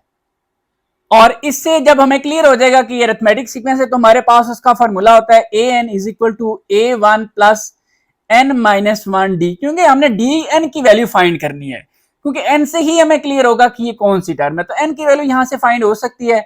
अब देखें an की जगह पर हम सीधा सीधा डायरेक्ट लिख सकते हैं -105 डिवाइड बाय 2, और a1 की जगह पर हम लिखेंगे 5/2 प्लस फिर n हमें नहीं क्लियर n-1, और d की वैल्यू हमें पता चल गया जो कि है -1। इसको अपने सॉल्व करना है जी, वेरी सिंपल है, पहले हम इसको इधर शिफ्ट कर लेते हैं, तो -105 डिवाइड बाय 2 और ये इधर आके हो जाएगा -5/2, ठीक है, इज इक्वल, ये -1 आप n के साथ भी मल्टीप्लाई करें तो -n, और -1 जब -1 से मल्टीप्लाई होगा तो ये +1 हो जाएगा। इसको आप डायरेक्ट भी सॉल्व कर सकते हैं, अगर हम ऐसे ही सॉल्व करें एलसीएम लेके तो इसका एलसीएम आ जाएगा 2। जब ये नंबर और एलसीएम सेम है तो डायरेक्ट आप ऊपर वाले नंबर लिखें -105 -5, और बाकी ये इसी तरह लिख लें -1 + 1। इसको पहले सॉल्व कर लें, ये बनेगा जी -110 डिवाइड बाय 2 और -n + 1। इसको मजीद हम सॉल्व कर सकते हैं, 2 1 2 2 5 10, यहां से एक रह जाएगा, फिर 10 बन जाएगा, फिर 2 5 10, तो ये -55। अच्छा, ये जो 1 है इसको बेशक आप इधर शिफ्ट कर लें, तो ये इधर आके -1 हो जाएगा, इधर रह जाएगा -n, तो ये मिलके -56 विच इज -1, माइनस इधर से कैंसिल हो गया, तो n इक्वल आ जाता है आपके पास 56 के। तो n हमें ये बता रहा है कि ये जो टर्म है, ठीक है, जब जहां पर हम n की जगह पुट करेंगे तो a इज इक्वल a 56, तो ये क्लियर हो गया कि ये 56 टर्म हमारे पास आ रही है। सो यहाँ पर हम क्या करते हैं जी कि अब जो हमें n क्लियर नहीं था, अब n की जगह पर मैं लिख सकता हूँ 56, और ये किसके इक्वल है -105 डिवाइड बाय 2, ठीक है जी। तो अभी हमें पता चल गया कि ये जो टर्म है वो 56 टर्म है, ठीक है। तो ये हमारा क्वेश्चन कंप्लीट हो गया। अब ऐसे भी इसको चेक कर सकते हैं, देखिए -1 है, डी की वैल्यू -1 है कि आप हर टर्म में से -1 करें तो ये टर्म आएगी, इसमें से फिर -1 करें तो ये टर्म आएगी। तो इस तरह आप जब 56 नंबर पे जाएंगे तो आपको पता चलेगा कि ये टर्म आ सकती है, आप इसको वेरीफाई भी कर सकते हैं, ठीक है। बाकी ये हमारा क्वेश्चन कंप्लीट हो गया। अब नेक्स्ट क्वेश्चन नंबर 9 है और इसको पढ़ लेते हैं। सबसे पहले इसमें लिखा हुआ है कि if 1/a b 1/c are in arithmetic progression, ये AP का मतलब होता है अरिथमेटिक प्रोग्रेशन, ठीक है, ये अरिथमेटिक सीक्वेंस की ही दूसरा नाम है, मैंने आपको बेसिक कंसेप्ट में ये चीज बताई थी। अच्छा, उसकी यूं समझ लें, ये फर्स्ट टर्म है, ये सेकंड टर्म है, ये थर्ड टर्म है, इस तरह आपको 3 टर्म्स दी गई हैं, और आपसे क्वेश्चन ये कहा गया कि show that the common difference कहते हैं डी की वैल्यू को, डी कॉमन डिफरेंस उसका कहता है कि ये है, ये चीज आपने प्रूव करनी है। इनको सॉल्व करके ये गिवन डाटा है, इसकी मदद से आपने ये चीज लेकर आनी है, बहुत आसान है। मैं ये जो सीक्वेंस है या अरिथमेटिक प्रोग्रेशन है ये मैं यहां पर लिख लेता हूं, जो कि है 1/a b और 1/c, और इसी की मदद से हमने ये चीज प्रूव करनी है। वेरी सिंपल है। लेकिन जब बात हुई है कॉमन डिफरेंस की, तो इसका आप कॉमन डिफरेंस लें। कॉमन डिफरेंस आपको पता है कि सेकंड टर्म में से फर्स्ट टर्म माइनस की जाती है, तो d इज इक्वल हो जाएगा b - 1/a, ठीक है। इसमें अगर हम देखें तो c भी इन्वॉल्व है, जबकि इसमें सिर्फ ये b आ रहा है। सो यहां पर हम क्या करेंगे, यह इसका कॉमन भी डिफरेंस ले सकते हैं, क्योंकि कॉमन डिफरेंस इस टर्म में से अगर आप ये माइनस करते हैं तो ये भी होता है, इस टर्म में से हम ये माइनस कर लेंगे तो 1/c माइनस b हो जाएगा, ठीक है। इसको आप a1, इसको a2, इसको आप a3 कह सकते हैं। मैं इसको a1 कह देता हूं, इसको मैं a2 कह देता हूं, इसको मैं a3 कह देता हूं। तो ये भी एक कॉमन डिफरेंस है, ये भी कॉमन डिफरेंस है। अगर आप इन दोनों की मदद से हम देखेंगे कि ये चीज हमारे पास आ जाएगी। अभी आप देखें कि ये भी डी है, उस साइड पर भी डी है, आप सिंपल सा इन दोनों इक्वेशंस को ऐड कर लें, ठीक है जी। तो यहां पर हम क्या करते हैं कि ऐड इक्वेशन 1 एंड 2, 1 और 2 को ऐड करेंगे, लेकिन ऐड करते हुए आपने याद रखना है कि लेफ्ट हैंड साइड में ऐड होती है, यानी कि डी ऐड हो जाएगा डी में, और ये राइट हैंड साइड में ऐड होगी, तो बी माइनस 1/a, फिर प्लस इसमें ये साइड भी ऐड कर लेंगे जो कि है 1/c माइनस बी। अच्छा, d प्लस डी ये हो जाएगा हमारे पास 2d, और इसको अगर हम देखें तो ये प्लस बी और ये माइनस बी, ये तो हो गया कैंसिल। अच्छा, ये वैल्यू माइनस किया और ये प्लस किया, तो प्लस वाली मैं पहले लिख लेता हूं 1/c माइनस 1/a। अब हम क्या करते हैं, इसका एलसीएम ले लेते हैं। तो एलसीएम अगर हम लें तो एलसीएम इसका आ जाएगा AC, ठीक है, ए भी इसमें इन्वॉल्व है और सी भी, सी से कट गया तो ए जो है 1 से मल्टीप्लाई होकर ये आ जाएगा ए, फिर माइनस, जैसे ए कट जाएगा सी मल्टीप्लाई होगा 1 से तो ए माइनस सी, ठीक है, तो ये 2d। अब हमें देखें उसने कहा हुआ कि कॉमन डिफरेंस इसको आप d भी कह सकते हैं, यानी कि ये जो वैल्यू है इसको आप d के इक्वल भी कर सकते हैं कि d इक्वल है इस चीज के। तो अब हमारे पास ये चीज तो बन रही है, लेकिन d के साथ 2 है, तो 2 को इधर शिफ्ट कर लेते हैं क्योंकि हमें यहाँ पर सिर्फ d चाहिए। तो ये 2 मल्टीप्लाई हो रहा है, तो इधर आके इस नीचे जो है ना इस सारी वैल्यू के साथ डिवाइड हो जाएगा 2ac। तो आप देखें तो ये कॉमन डिफरेंस इक्वल है इस चीज के, और यही चीज हमने प्रूव करनी थी जो कि प्रूव हो चुकी है, ठीक है। क्वेश्चन के अंदर जस्ट डी की जगह वर्ड यूज हो गया कॉमन डिफरेंस, बाकी इसको आप डी भी लिख सकते हैं, और यही चीज आपने प्रूव करनी थी या शो करनी थी जो कि कंप्लीट हो गया। अब नेक्स्ट क्वेश्चन नंबर 10 है, और स्टार्ट करने से पहले आपको ये चीज बता दूं कि क्वेश्चन नंबर 10, 11 और 12 ये तीनों एक ही जैसे क्वेश्चन है और बहुत ज्यादा आसान है। आपने इसकी स्टेटमेंट को देखकर परेशान नहीं होना, बहुत आसान क्वेश्चन है और ये तीनों एक जैसे हैं। मैं आपको ये रिकमेंड करूंगा कि आप एक को अच्छे से समझें और बाकी दो आप खुद ट्राई करें। अगर आपको फिर समझना है तो फिर आप वीडियो को देख लें। तो देखें जी ये सॉल्व कैसे होगा। सबसे पहले स्टेटमेंट साथ पढ़ते हैं। During a free fall a skydiver falls 16 feet in the first second। आपने ये चीज इसमें से डाटा निकालना है। देखिए 16 फीट इन द फर्स्ट, आपने यहां पर फर्स्ट पे क्या लिख लेना है जी 16, ठीक हो गया। फिर वो कहता है 48 फीट इन द सेकंड, तो सेकंड नंबर पर आपका आ जाएगा 48, ठीक है। फिर वो कहता है and 80 feet in the third number पे आपका आ जाएगा जी यहां पर 80, ठीक है। इफ ही कंटिन्यूज का मतलब है कि अगर ऐसे ही ये चलता रहे to fall at this rate, how many feet will he fall during the 8th second. देखिए ये फर्स्ट सेकेंड है, ठीक है, और ये सेकेंड था, ये थर्ड था। फिर करते करते वो कहता है कि 8th पे जाके 8th की देखिए उसने वैल्यू नहीं बताई। जैसे इसको मैं कह सकता हूं A1, ये हमारे पास A2 है, ये A3 है। करते करते वो A8 आपसे पूछ रहा है, ठीक है, तो इसलिए मैं इसको लिख लूंगा A8, ठीक हो गया जी। यहां पर आपका टारगेट है कि आपने A8 की वैल्यू फाइंड करनी है। दोबारा से क्लियर कर रहा हूं, ये फर्स्ट सेकंड था, ये सेकंड था, ये थर्ड था, फिर आगे 4th 5th 6th 7th और ये 8th नंबर पर कितनी वैल्यू आएगी। जैसे ये वैल्यूज बताई हुई है इसी तरह 8th वाली वैल्यू आपने बतानी है। बहुत आसान क्वेश्चन है जी, वेरी सिंपल है। सबसे पहले इसमें हम क्या करेंगे कि A1 की वैल्यू जो कि आपको क्लियर है, A1 की वैल्यू हमारे पास 16 है, और इसमें से आप D की वैल्यू भी चेक कर लें। A और A1 और D की वैल्यू ये आपने फौरन फाइंड कर लेनी है। अब 48 में से अगर हम 16 माइनस करते हैं तो ये हमारे पास आ जाएगा जी 32। आप 80 में से 48 माइनस करके देखें फिर भी 32 आ रहा है, तो इससे पता चल गया कि ये अरिथमेटिक सीक्वेंस है। तो अरिथमेटिक सीक्वेंस का हमारे पास जो जनरल फार्मूला होता है वो क्या होता है, an is equal to A1 plus n minus 1d।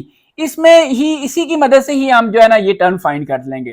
देखिए यहां पर लिखा हुआ है A8, इसका मतलब है यहां पर आपने n की जगह पर क्या लिख लेना है 8, ठीक है। तो इससे हमें ये क्लियर हो गया कि n की जो वैल्यू है वो हमारे पास 8 है। कैसे पता चला कि इसमें जो टोटल टर्म्स आएंगी वो 8 आएंगी, क्योंकि उसने खुद कहा है ये फर्स्ट सेकंड है, ये थर्ड सेकंड थर्ड और फिर 8 तक आपने जाना है। इस तरह हमारे पास n की वैल्यू भी है। सो अब n की जगह पर 8 लिख लिया, A1 की वैल्यू हमारे पास 16 है, फिर प्लस n की जगह पर हमने यहाँ पर वो कहता है n-1, तो n की जगह पर हमने 8 लिखा है तो यहाँ पर 8-1 आएगा, और d की वैल्यू हमारे पास है जी 32। जस्ट इसको आपने सॉल्व करना है, 16 प्लस 8-1 ये हमारे पास आ जाएगा 7 और 32, फिर 16 प्लस अब 32 को 7 से मल्टीप्लाई करें तो ये वैल्यू बनेगी जी हमारे पास तकरीबन 224। आप 224 में 16 ऐड करें तो ये 240, ठीक है। तो ये आप इसके साथ बेशक यूनिट भी लिख लें क्योंकि फीट हो रहा था, यूनिट यूज हुआ है। तो अब हमें क्लियर हो गया कि जो 8 सेकंड पे जो वो बनेगा वो 240 फीट बनेगा। वेरी सिंपल, आपने देखा कि ये क्वेश्चन सॉल्व हो गया है। अब नेक्स्ट क्वेश्चन नंबर 11 है जी, if RS 1000 is saved on August 1st, यानी कि 1 अगस्त को आपने 1000 सेव किया, तो नंबर 1 पे आपने 1000 लिख लेना है, जैसे मैंने लिख लिया है। RS 3000 ऑन अगस्त 2, तो सेकंड को आपने 3000 सेव किया, तो यहां पर आप सेकंड पे 3000 लिख लें। 5000 ऑन अगस्त 3, फिर तीसरे नंबर पर आप जो है वो 5000 लिख लें, एंड सो ऑन, फिर आप डॉलर लगा लें, सो ऑन। हाउ मच, यहां पर स्टूडेंट ज्यादा कंफ्यूज होते हैं, देखें how much is saved till August 20, 20 अगस्त तक आपकी टोटल रकम कितनी हो जाएगी। यहां पर स्टूडेंट क्या समझ लेते हैं, वो ये समझते हैं शायद हमने सिर्फ अगस्त 20 को अमाउंट कितनी रखनी है वो बता रहे हैं। लेट्स सपोज आपने 1 अगस्त को 1000 रखी, फिर 3000, फिर 5000, तो यहां पर आपसे वो पूछ रहे हैं कि how much is saved till August 20, तो यानी कि आपने 20 अगस्त तक टोटल कितनी रकम सेव कर ली है, ये क्वेश्चन है। तो यहां पर आप इसके दो तरीके होंगे, तो लेट्स सपोज हमें अभी ये क्लियर नहीं है कि A20, यानी कि ये तुम्हारे पास A1 है, A2, A3 करते करते A20 पे हमारे पास कितनी अमाउंट हो, कितनी A20 की अमाउंट कितनी होगी, एक तो ये बात है। फिर इन सब को आपने जमा कर लेना है, तो बहुत आसान क्वेश्चन है इसमें, यानी कि S20 हमने बेसिकली फाइंड करना है, ये हमारा टारगेट है। ठीक है, बहुत आसान है। देखें A1 की वैल्यू आपके पास 1000 है, और डी की वैल्यू, डी से हमें सीक्वेंस पता चल जाता है कि अरिथमेटिक सीक्वेंस है या नहीं, ताकि फिर आगे जो फार्मूला यूज करेंगे वो उसके अकॉर्डिंग होगा। तो 3000 में से जब आप 1000 माइनस करेंगे तो ये हमारे पास आ जाएगा 2000। ठीक है, अगर आप इसमें से ये माइनस करके देखें फिर भी 2000 आता है, तो इससे ये क्लियर हो जाता है कि ये अरिथमेटिक सीक्वेंस ही है। अब हमारे पास A20 भी नहीं है, ठीक है, S20 हमने फाइंड करना है। ये इसके दो फार्मूलाज होते हैं सम के, तो अगर हमारे पास हम डायरेक्ट फार्मूला लगाएं तो ये इसकी मदद से सॉल्व भी हो सकता है, लेकिन मैं आपको ये मेथड वो बता रहा हूं जिसमें स्टूडेंट्स ये कंफ्यूज होते हैं कि लेट्स सपोज हमने A20 फाइंड करना है, तो इसमें ये भी फाइंड हो जाएगा और फिर इसकी मदद से ये भी फाइंड हो जाएगा। बाकी ये आप ये जो S है सम, ये आप इसके बगैर भी फाइंड कर सकते हैं, वो भी मैं आपको बता दूंगा। फर्स्ट ऑफ ऑल हम पहले ये फाइंड कर लेते हैं। यहां पर आप फार्मूला लिखेंगे an is equal to A1 plus n minus 1d। ठीक है, अब n की जगह पर आप लिख सकते हैं यहाँ पर 20, और A1 की वैल्यू आपके पास 1000 है, फिर n की जगह पर 20 लिखा था तो यहाँ पर भी 20 माइनस 1d की वैल्यू आपके पास है 2000। इसको जस्ट आपने सॉल्व करना है। देखें 1000 प्लस ये आ जाएगा 19 और ये 2000, फिर इसी तरह 1000 प्लस 19 को 2000 से मल्टीप्लाई करेंगे तो वेरी सिंपल है, 38000 आपके पास आ जाएगा। 38 में 1 ऐड कर दें तो ये 39 आ जाएगा। इससे हमें ये क्लियर हो गया कि जो अगस्त 20 को हमने 39,000 जो है वो रखने हैं, लेकिन अब टोटल अमाउंट कितनी हो जाएगी 20 अगस्त तक, ये तो सिर्फ 20वें दिन की बताई जा रही है। तो टोटल के लिए आप क्या करेंगे, आपके पास ये सम का फॉर्मूला है S N is equal to n/2 A1 plus AN। ठीक है, अब n का मतलब यह है कि टोटल आपने कितनी अमाउंट्स रखी हैं, 1 2 3 4 करते करते 20 अगस्त तक। तो n की जगह s और n की जगह पर आप 20 लिख लेंगे, यहां पर भी 20 डिवाइड बाय 2। A1 का मतलब है फर्स्ट टर्म, तो फर्स्ट टर्म आपके पास 1000 है, यानी कि जो फर्स्ट सबसे पहले आपने अमाउंट रखी थी, और AN का मतलब है आखिरी, तो आखिरी हमारी जो अगस्त 20 बन रही है, और इसको हमने ये भी फाइंड किया 39,000 रखा है, तो ये 39,000 आ जाएगा। इसको आप सॉल्व करें तो ये 10, ठीक है, ये डिवाइड होके 10 आ जाएगा, और ये ऐड होके आ जाएगा 40,000। 40,000 को जब आप 10 से मल्टीप्लाई करेंगे तो ये 4 लाख बनता है। ठीक है, ये आपकी बुक में कहीं मिस्टेक भी है, तो ये S20 यानी कि टोटल जो अमाउंट आपके पास आएगी वो आपके पास आएगी 4 लाख। अच्छा, अब आप लेट्स हो जाते हैं कि जी हम ये बीच में फाइंड ही नहीं करना चाहते अगस्त, क्योंकि हमारा क्वेश्चन ही नहीं है, हमारा क्वेश्चन डायरेक्ट ये है कि आप टोटल अमाउंट बताएं, तो आप डायरेक्ट भी फाइंड कर सकते हैं। तो मैं आपको एक सेकंड वे भी इसका बता देता हूं जिससे आप डायरेक्ट भी फाइंड कर सकते हैं, कोई इतना इशू नहीं है। डायरेक्ट आपके पास फॉर्मूला है जी कि SN is equal to n/2 2A1 plus n minus 1d। अगर आपके पास n भी आपको पता है, A1 भी पता है, d भी पता है, तो फिर आप डायरेक्ट ये फॉर्मूला लगा सकते हैं। n आपको पता है जी 20 है, यहां पर भी 20 डिवाइड बाय 2, फिर टू ए वन हमारे पास 1000 है, फिर n की जगह 20 माइनस 1 डी हमें पता है जी, वो भी हमारे पास 2000 है। तो इससे भी आपका क्वेश्चन सॉल्व हो जाएगा। तो ये आ जाएगा 10, ये बल्कि इसको आप लिखें 2000 लिख लें, ठीक है। ये हमारे पास 2000 प्लस 20 माइनस 1 ये आ जाएगा 19। 19 को जब आप 2000 से मल्टीप्लाई करेंगे तो ये अगेन 38,000 आएगा। 38 में 2 ऐड करें तो ये आपके पास बनेगा 40,000। 40,000 को जब आप 10 से मल्टीप्लाई करेंगे तो अगेन ये आप देख रहे हैं कि ये 4 लाख आ रहा है, ठीक है। सो ये आपके पास ही फाइनल आंसर होगा, ठीक है। इस चीज में आपने कंफ्यूज नहीं होना, ठीक है। ये आपका जो है वो फाइनल आंसर है। अब नेक्स्ट क्वेश्चन नंबर 12 है जी, बहुत ही ज्यादा आसान क्वेश्चन है। इसमें लिखा हुआ है कि a gardener is making a triangular planting with 35 plants in the first row. देखिए फर्स्ट पे आपने क्या लिख लेना 35, यानी कि वो प्लांट्स वगैरह लगा रहा है और फर्स्ट रो में 35 प्लांट्स वो लगाएगा। 31st इन द सेकंड, और सेकंड में वो 31st यानी कि 31 भी आप कह सकते हैं। 27 इन द थर्ड रो, फिर थर्ड रो पे आपने 27 लिख लेना है, एंड सो ऑन, फिर आपने इसको सो ऑन कर देना है। If the pattern is consistent, अगर इसी यही पैटर्न चलता रहा, पैटर्न क्या है कि 35 से फिर 31, अब देखें 4 कम कर दिए उसने, 31 में फिर आप 4 कम करें तो 27, इस तरह फिर करते जाएं। तो how many plants will there be in 8th row. 8th row पे, यानी कि ये फर्स्ट रो है, ये सेकंड है, ये थर्ड है, ठीक है। फर्स्ट रो को आप A1 कह सकते हैं, इसको A2, इसको A3, करते करते आप 8th रो जो आएगी जिसको आप A8 कहेंगे, उसमें कितने प्लांट होंगे, ये आपका क्वेश्चन है, ठीक है। मैं आपसे पूछता हूं कि थर्ड रो में कितने, 27 है, 8th में कितने, ये तो हमें नहीं पता, यही हमारा क्वेश्चन भी है। तो ये बहुत ज्यादा आसान क्वेश्चन है। इन सिंपल वर्ड आपने 8th रो में कितने प्लांट लगाए जाएंगे ये आपने बताना है। बहुत आसान है, आप सिंपल फार्मूला भी आपको पता है। सबसे पहले A1 की वैल्यू लिख लें जो कि 35 है, और D की वैल्यू, ये वैल्यू इंपॉर्टेंट होती है क्योंकि इस वैल्यू से हमें ये आइडिया होता है कि ये सीक्वेंस कौन सा है, और फिर उसी सीक्वेंस के अकॉर्डिंग हम फार्मूला यूज करते हैं। अब देखें 31 में से 5 माइनस करें तो 31 माइनस 35, तो ये आएगा -4। अब -4 का मतलब है कि आप हर एक रो में 4 कम कर देंगे। तो इसमें से अगर आप ये माइनस करके देखें फिर भी -4 ही आ रहा है, तो इसका मतलब है ये अरिथमेटिक सीक्वेंस है। तो अरिथमेटिक सीक्वेंस का जो जनरल फार्मूला होता है वो है an is equal to A1 plus n-1d।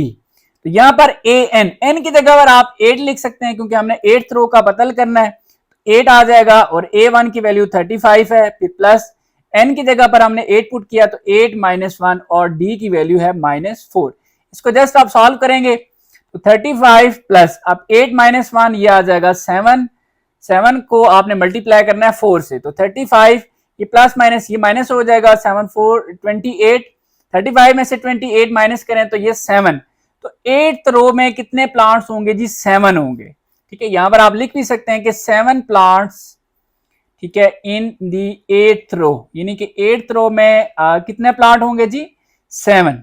तो ये आपका क्वेश्चन कंप्लीट हो जाता है। नेक्स्ट हमारे पास क्वेश्चन नंबर 13 है, और ये बहुत ही ज्यादा आसान क्वेश्चन है। अब देखिए इसमें लिखा हुआ है फाइंड एम, एम का मतलब है अरिथमेटिक मीन बिटवीन।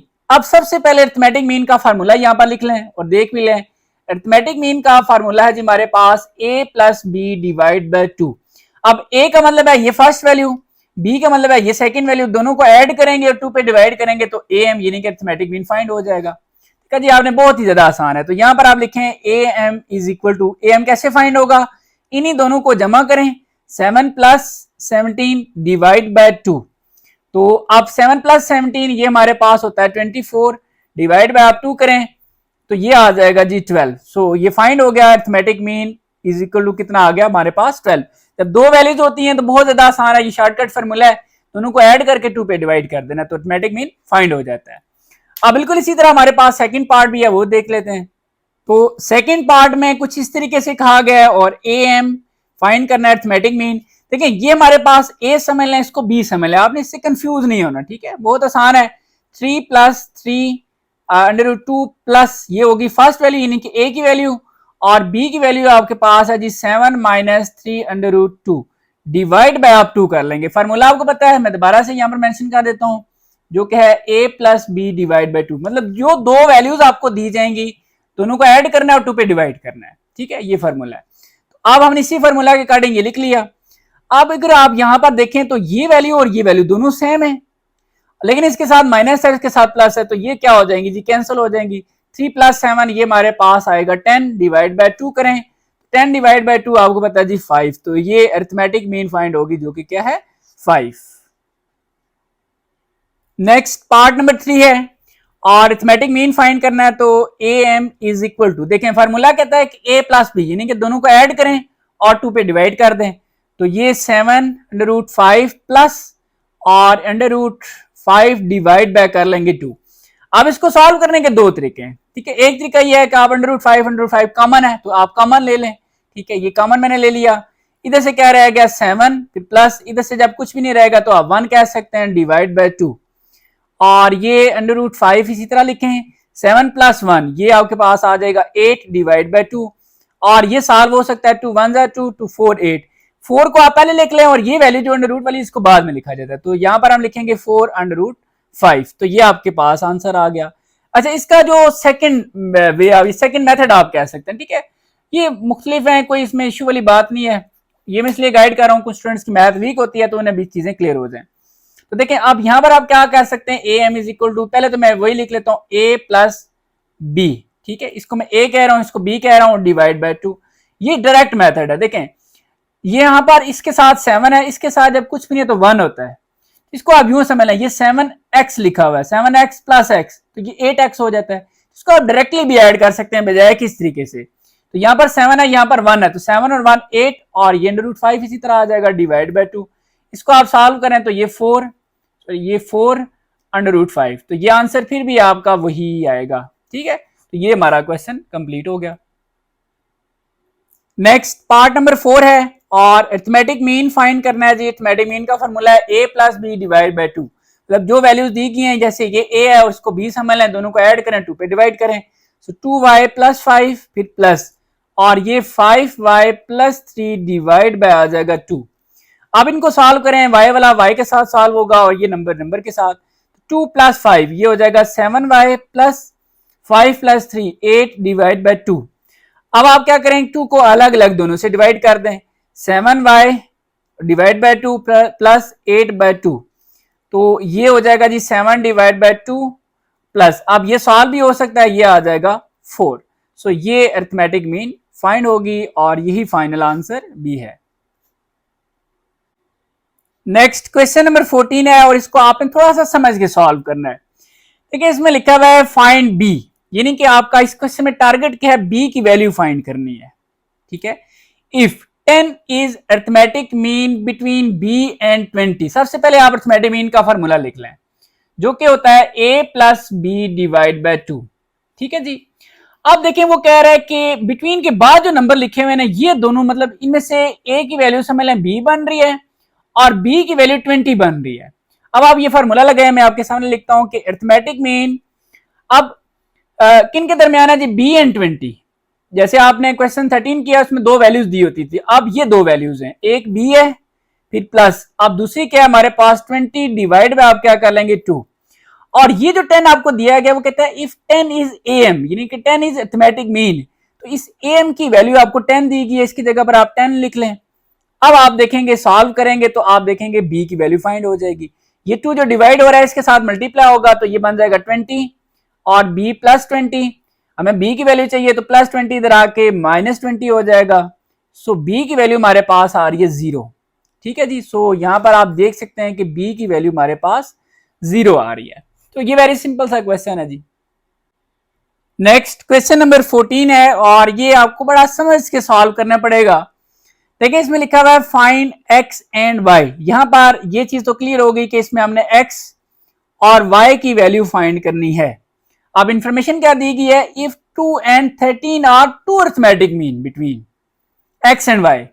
देखिए पहले हमने जो क्वेश्चन किया उनमें से एक ही अरिथमेटिक मीन होता था, लेकिन अब आपने यहां पर क्या करना है, देखें जब आपको ये कहा गया कि अरिथमेटिक मीन बिटवीन के बाद जो नंबर लिखे हुए हैं वो आप यहां पर लिख लें। लेट्स सपोज मैं लिखता हूं, मैं इसको ब्लैक से लिख लेता हूं कि ये या चलें ऐसे ही कर लेते हैं कि एक x है, थोड़ी सी जगह छोड़ के आप लिख लें यहां पर y, x और y के बिटवीन कौन कौन से नंबर दिए गए, 2 and 13, तो मैं यहां पर लिखता हूं 2 और ये 13। सबसे वेरी इंपॉर्टेंट ये है कि आप ये डाटा लिखें, ये अगर आप लिख लेते हैं तो क्वेश्चन सॉल्व कर सकते हैं आप, नहीं तो आपके लिए मुश्किल हो जाएगा। देखें दोबारा देखें कि वो कहता है if 2 and 13 are two arithmetic mean between x and y, between x and y यानी कि एक्स और वाई के दरमियान आपने दो नंबर लिखने 2 and 13। इसके बाद अब आपके लिए क्वेश्चन आसान हो जाएगा। देखें यहां पर आपने क्या करना है कि इनको आपने पहले इन तीनों को सॉल्व करना है। आप यूं समझेंगे वाई है ही नहीं, इनको आप सॉल्व करें। तो यहां पर आप फार्मूला लिखें अरिथमेटिक मीन का, जो कि है a plus B divide by 2, ठीक है, a plus B divide by 2। अब ये बात याद रखनी है कि ये जब तीन नंबर होते हैं तो तीन में से ये जो मिड वाला होता है ये होता है अरिथमेटिक मीन, यानी कि am की वैल्यू आपके पास 2 है और इसके इस तरफ ये a की वैल्यू है फिर प्लस, और इसके इस साइड पर ये b की वैल्यू है डिवाइड बाय 2। तो ये 2 इससे मल्टीप्लाई होगा तो ये बन जाएगा 4x प्लस 13, और ये जो 13 है ये इधर आके 4 माइनस 13 होगा। इस तरह आपके पास x की वैल्यू आ जाएगी। तो 4 माइनस 13 माइनस 9। सो ये आपने देखा कि x की वैल्यू आपके पास आ गई है -9। अब x तो हो गया कंप्लीट। अब हम आते हैं y के लिए।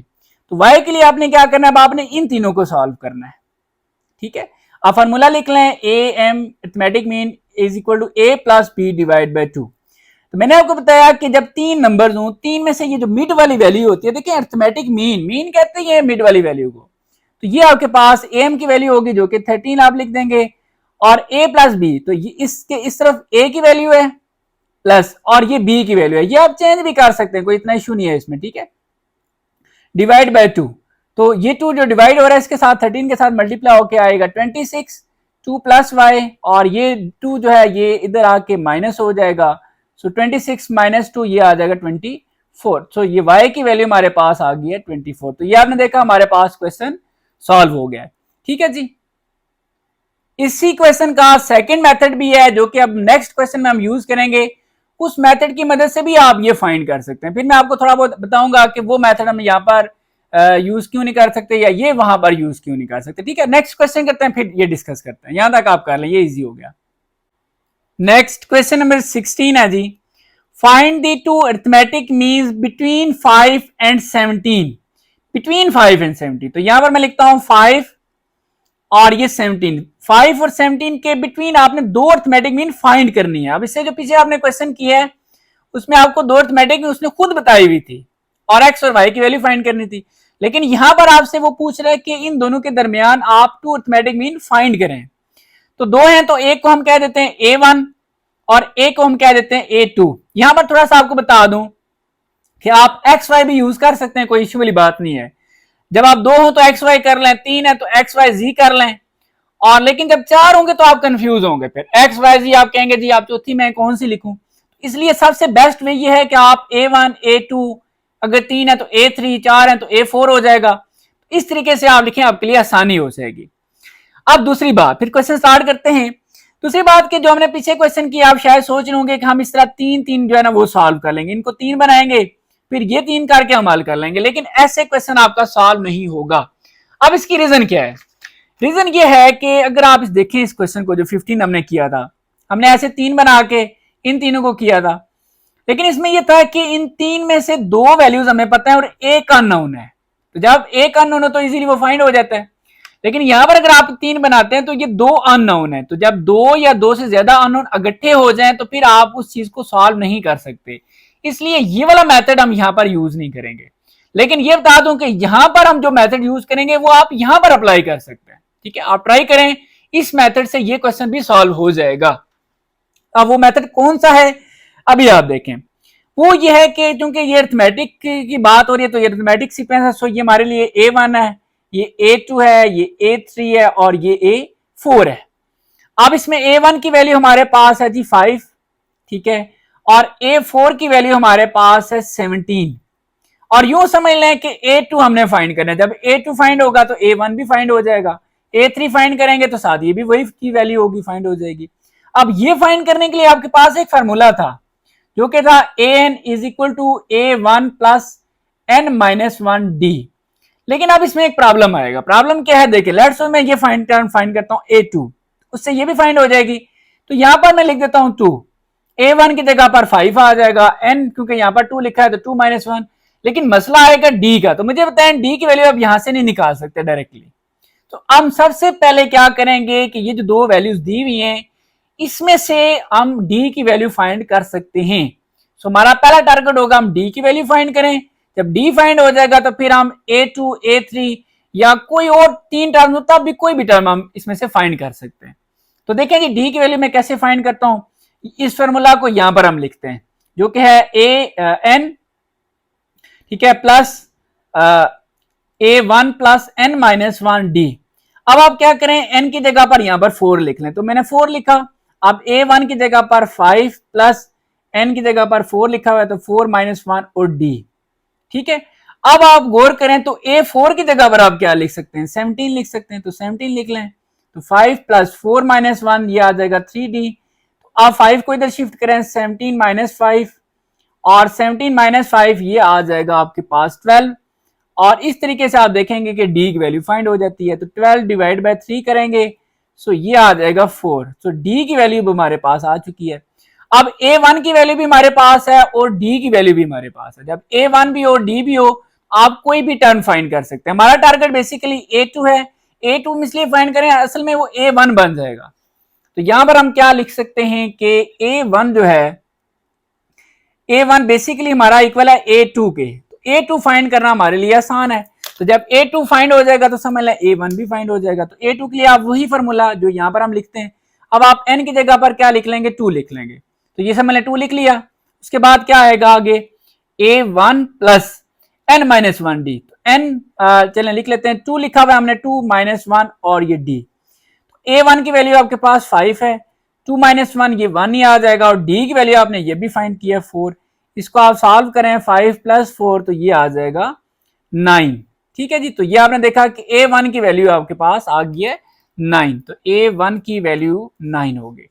अब बिल्कुल इसी तरह हम A2 भी फाइंड कर सकते हैं। तो A2 हमारा बेसिकली इक्वल बन रहा है A3 के। ये देखें, ये जो A2 है ये इक्वल है A3 के। A2 के इक्वल कर लेंगे A3 के, और A3 क्योंकि फाइंड करना आसान है, इसका फार्मूला हमारे पास क्या है जी, अब आप इस फार्मूला में यानी कि 3 पुट कर रहे हैं, 3 हो गया। आगे A1 plus n minus 1, n की जगह पर आप 3 लिख रहे हैं, 3 माइनस 1 और ये D। सो A1 की वैल्यू 5 है, 3 माइनस 1 ये आ जाएगा 2। D की वैल्यू ये आपके पास 4 है, तो 5 प्लस 4 2 8, और 8 प्लस 5 ये आपके पास आ जाएगा 13। सो यहां पर आपने देखा जी कि A2 की वैल्यू भी हमारे पास फाइंड हो गई है जो कि है 13। सो एंड पर बेशक लिख दें या ऐसे लिख दें, तो ये क्वेश्चन कंप्लीट हो गया। नेक्स्ट क्वेश्चन नंबर 17 है, और इसमें हमने क्या करना है, find 3 arithmetic means between 2 and 18। तो बिटवीन वाले जो नंबर है आप लिख लें यहाँ पर 2 और ये 18, थोड़ा सा इतना गैप रख लें कि -18 है, ठीक है।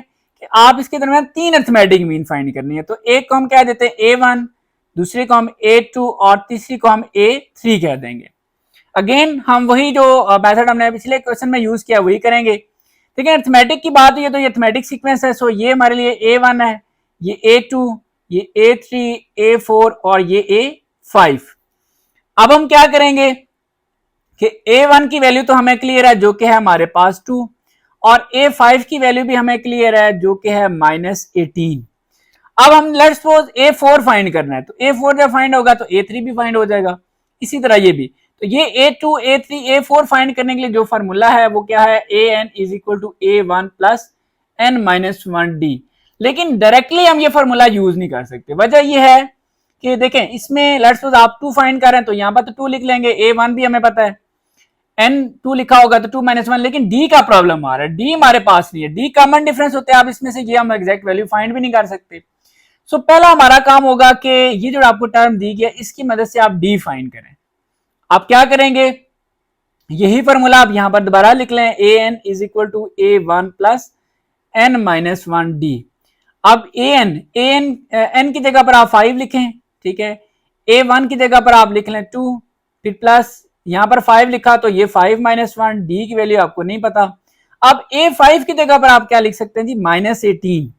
सो ये 2 प्लस 5 - 1 4D, 2 को इधर शिफ्ट करें, -18 - 2 इज इक्वल टू 4D, और ये बनेगा जी -20, ठीक है। 4 को आप डिवाइड कर दें इससे, तो ये D की वैल्यू आपके पास आ जाएगी 5 -5, ठीक है जी, तो ये डी अब क्लियर हो गया। जब भी डी भी आपके पास हो, A1 भी हो, तो आप A2 फाइंड करना चाहते हैं, A3, A4, A5, कोई भी टर्म जितनी भी आप सारी फाइंड कर सकते हैं।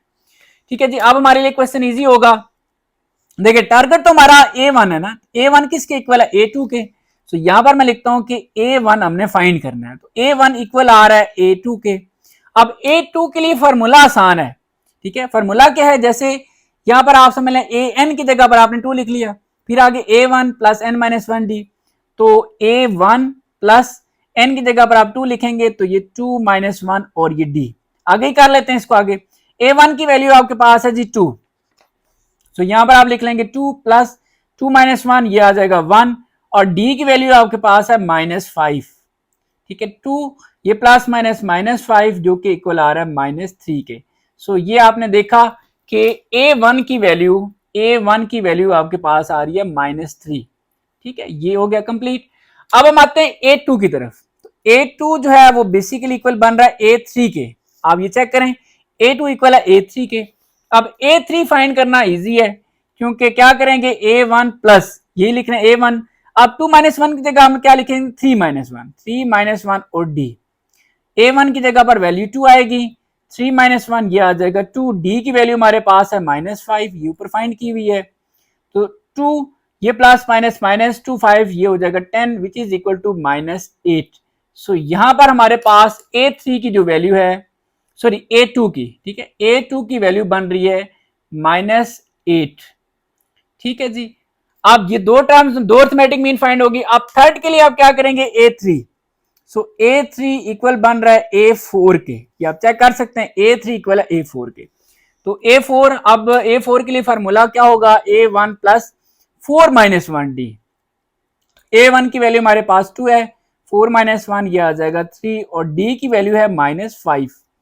सो 2 प्लस माइनस ये -3 5 15, 2 माइनस 15 ये आएगा जी -13। सो A3 की वैल्यू यहां पर हमारे पास बन रही है -13। सो ये तीन अरिथमेटिक मीन जो कि हमने फाइंड करनी थी, ये तीनों की तीनों ये फाइंड हो चुकी हैं। ठीक है, आप बेशक एंड पर भी लिख दें कि A1 इक्वल है -3 के, और A2 जो है वो इक्वल है -8 के, और A3 जो है वो इक्वल है -13 के। ठीक है जी, सो ये क्वेश्चन कंप्लीट हो गया। तो डियर स्टूडेंट्स, बिल्कुल इसी तरह अगर आपको 4 अरिथमेटिक मीन का काज है, 5 का काज है, तो आप इसी तरीके से फाइंड कर सकते हैं। बाकी यहाँ पर आपकी एक्सरसाइज कंप्लीट हो जाती है। एक रिक्वेस्ट है आपसे कि आप फजल एकेडमी यूट्यूब चैनल को लाजमी सब्सक्राइब करें और साथ बेल आइकन पर भी प्रेस करें। बाकी जी पढ़ाते हुए कोई बात बुरी लगी तो मैं आपसे माजरत चाहता हूँ। आपका कोई क्वेश्चन है तो आप कमेंट सेक्शन में पूछ सकते हैं। अपना बहुत सारा ख्याल रखिएगा। अल्लाह हाफिज।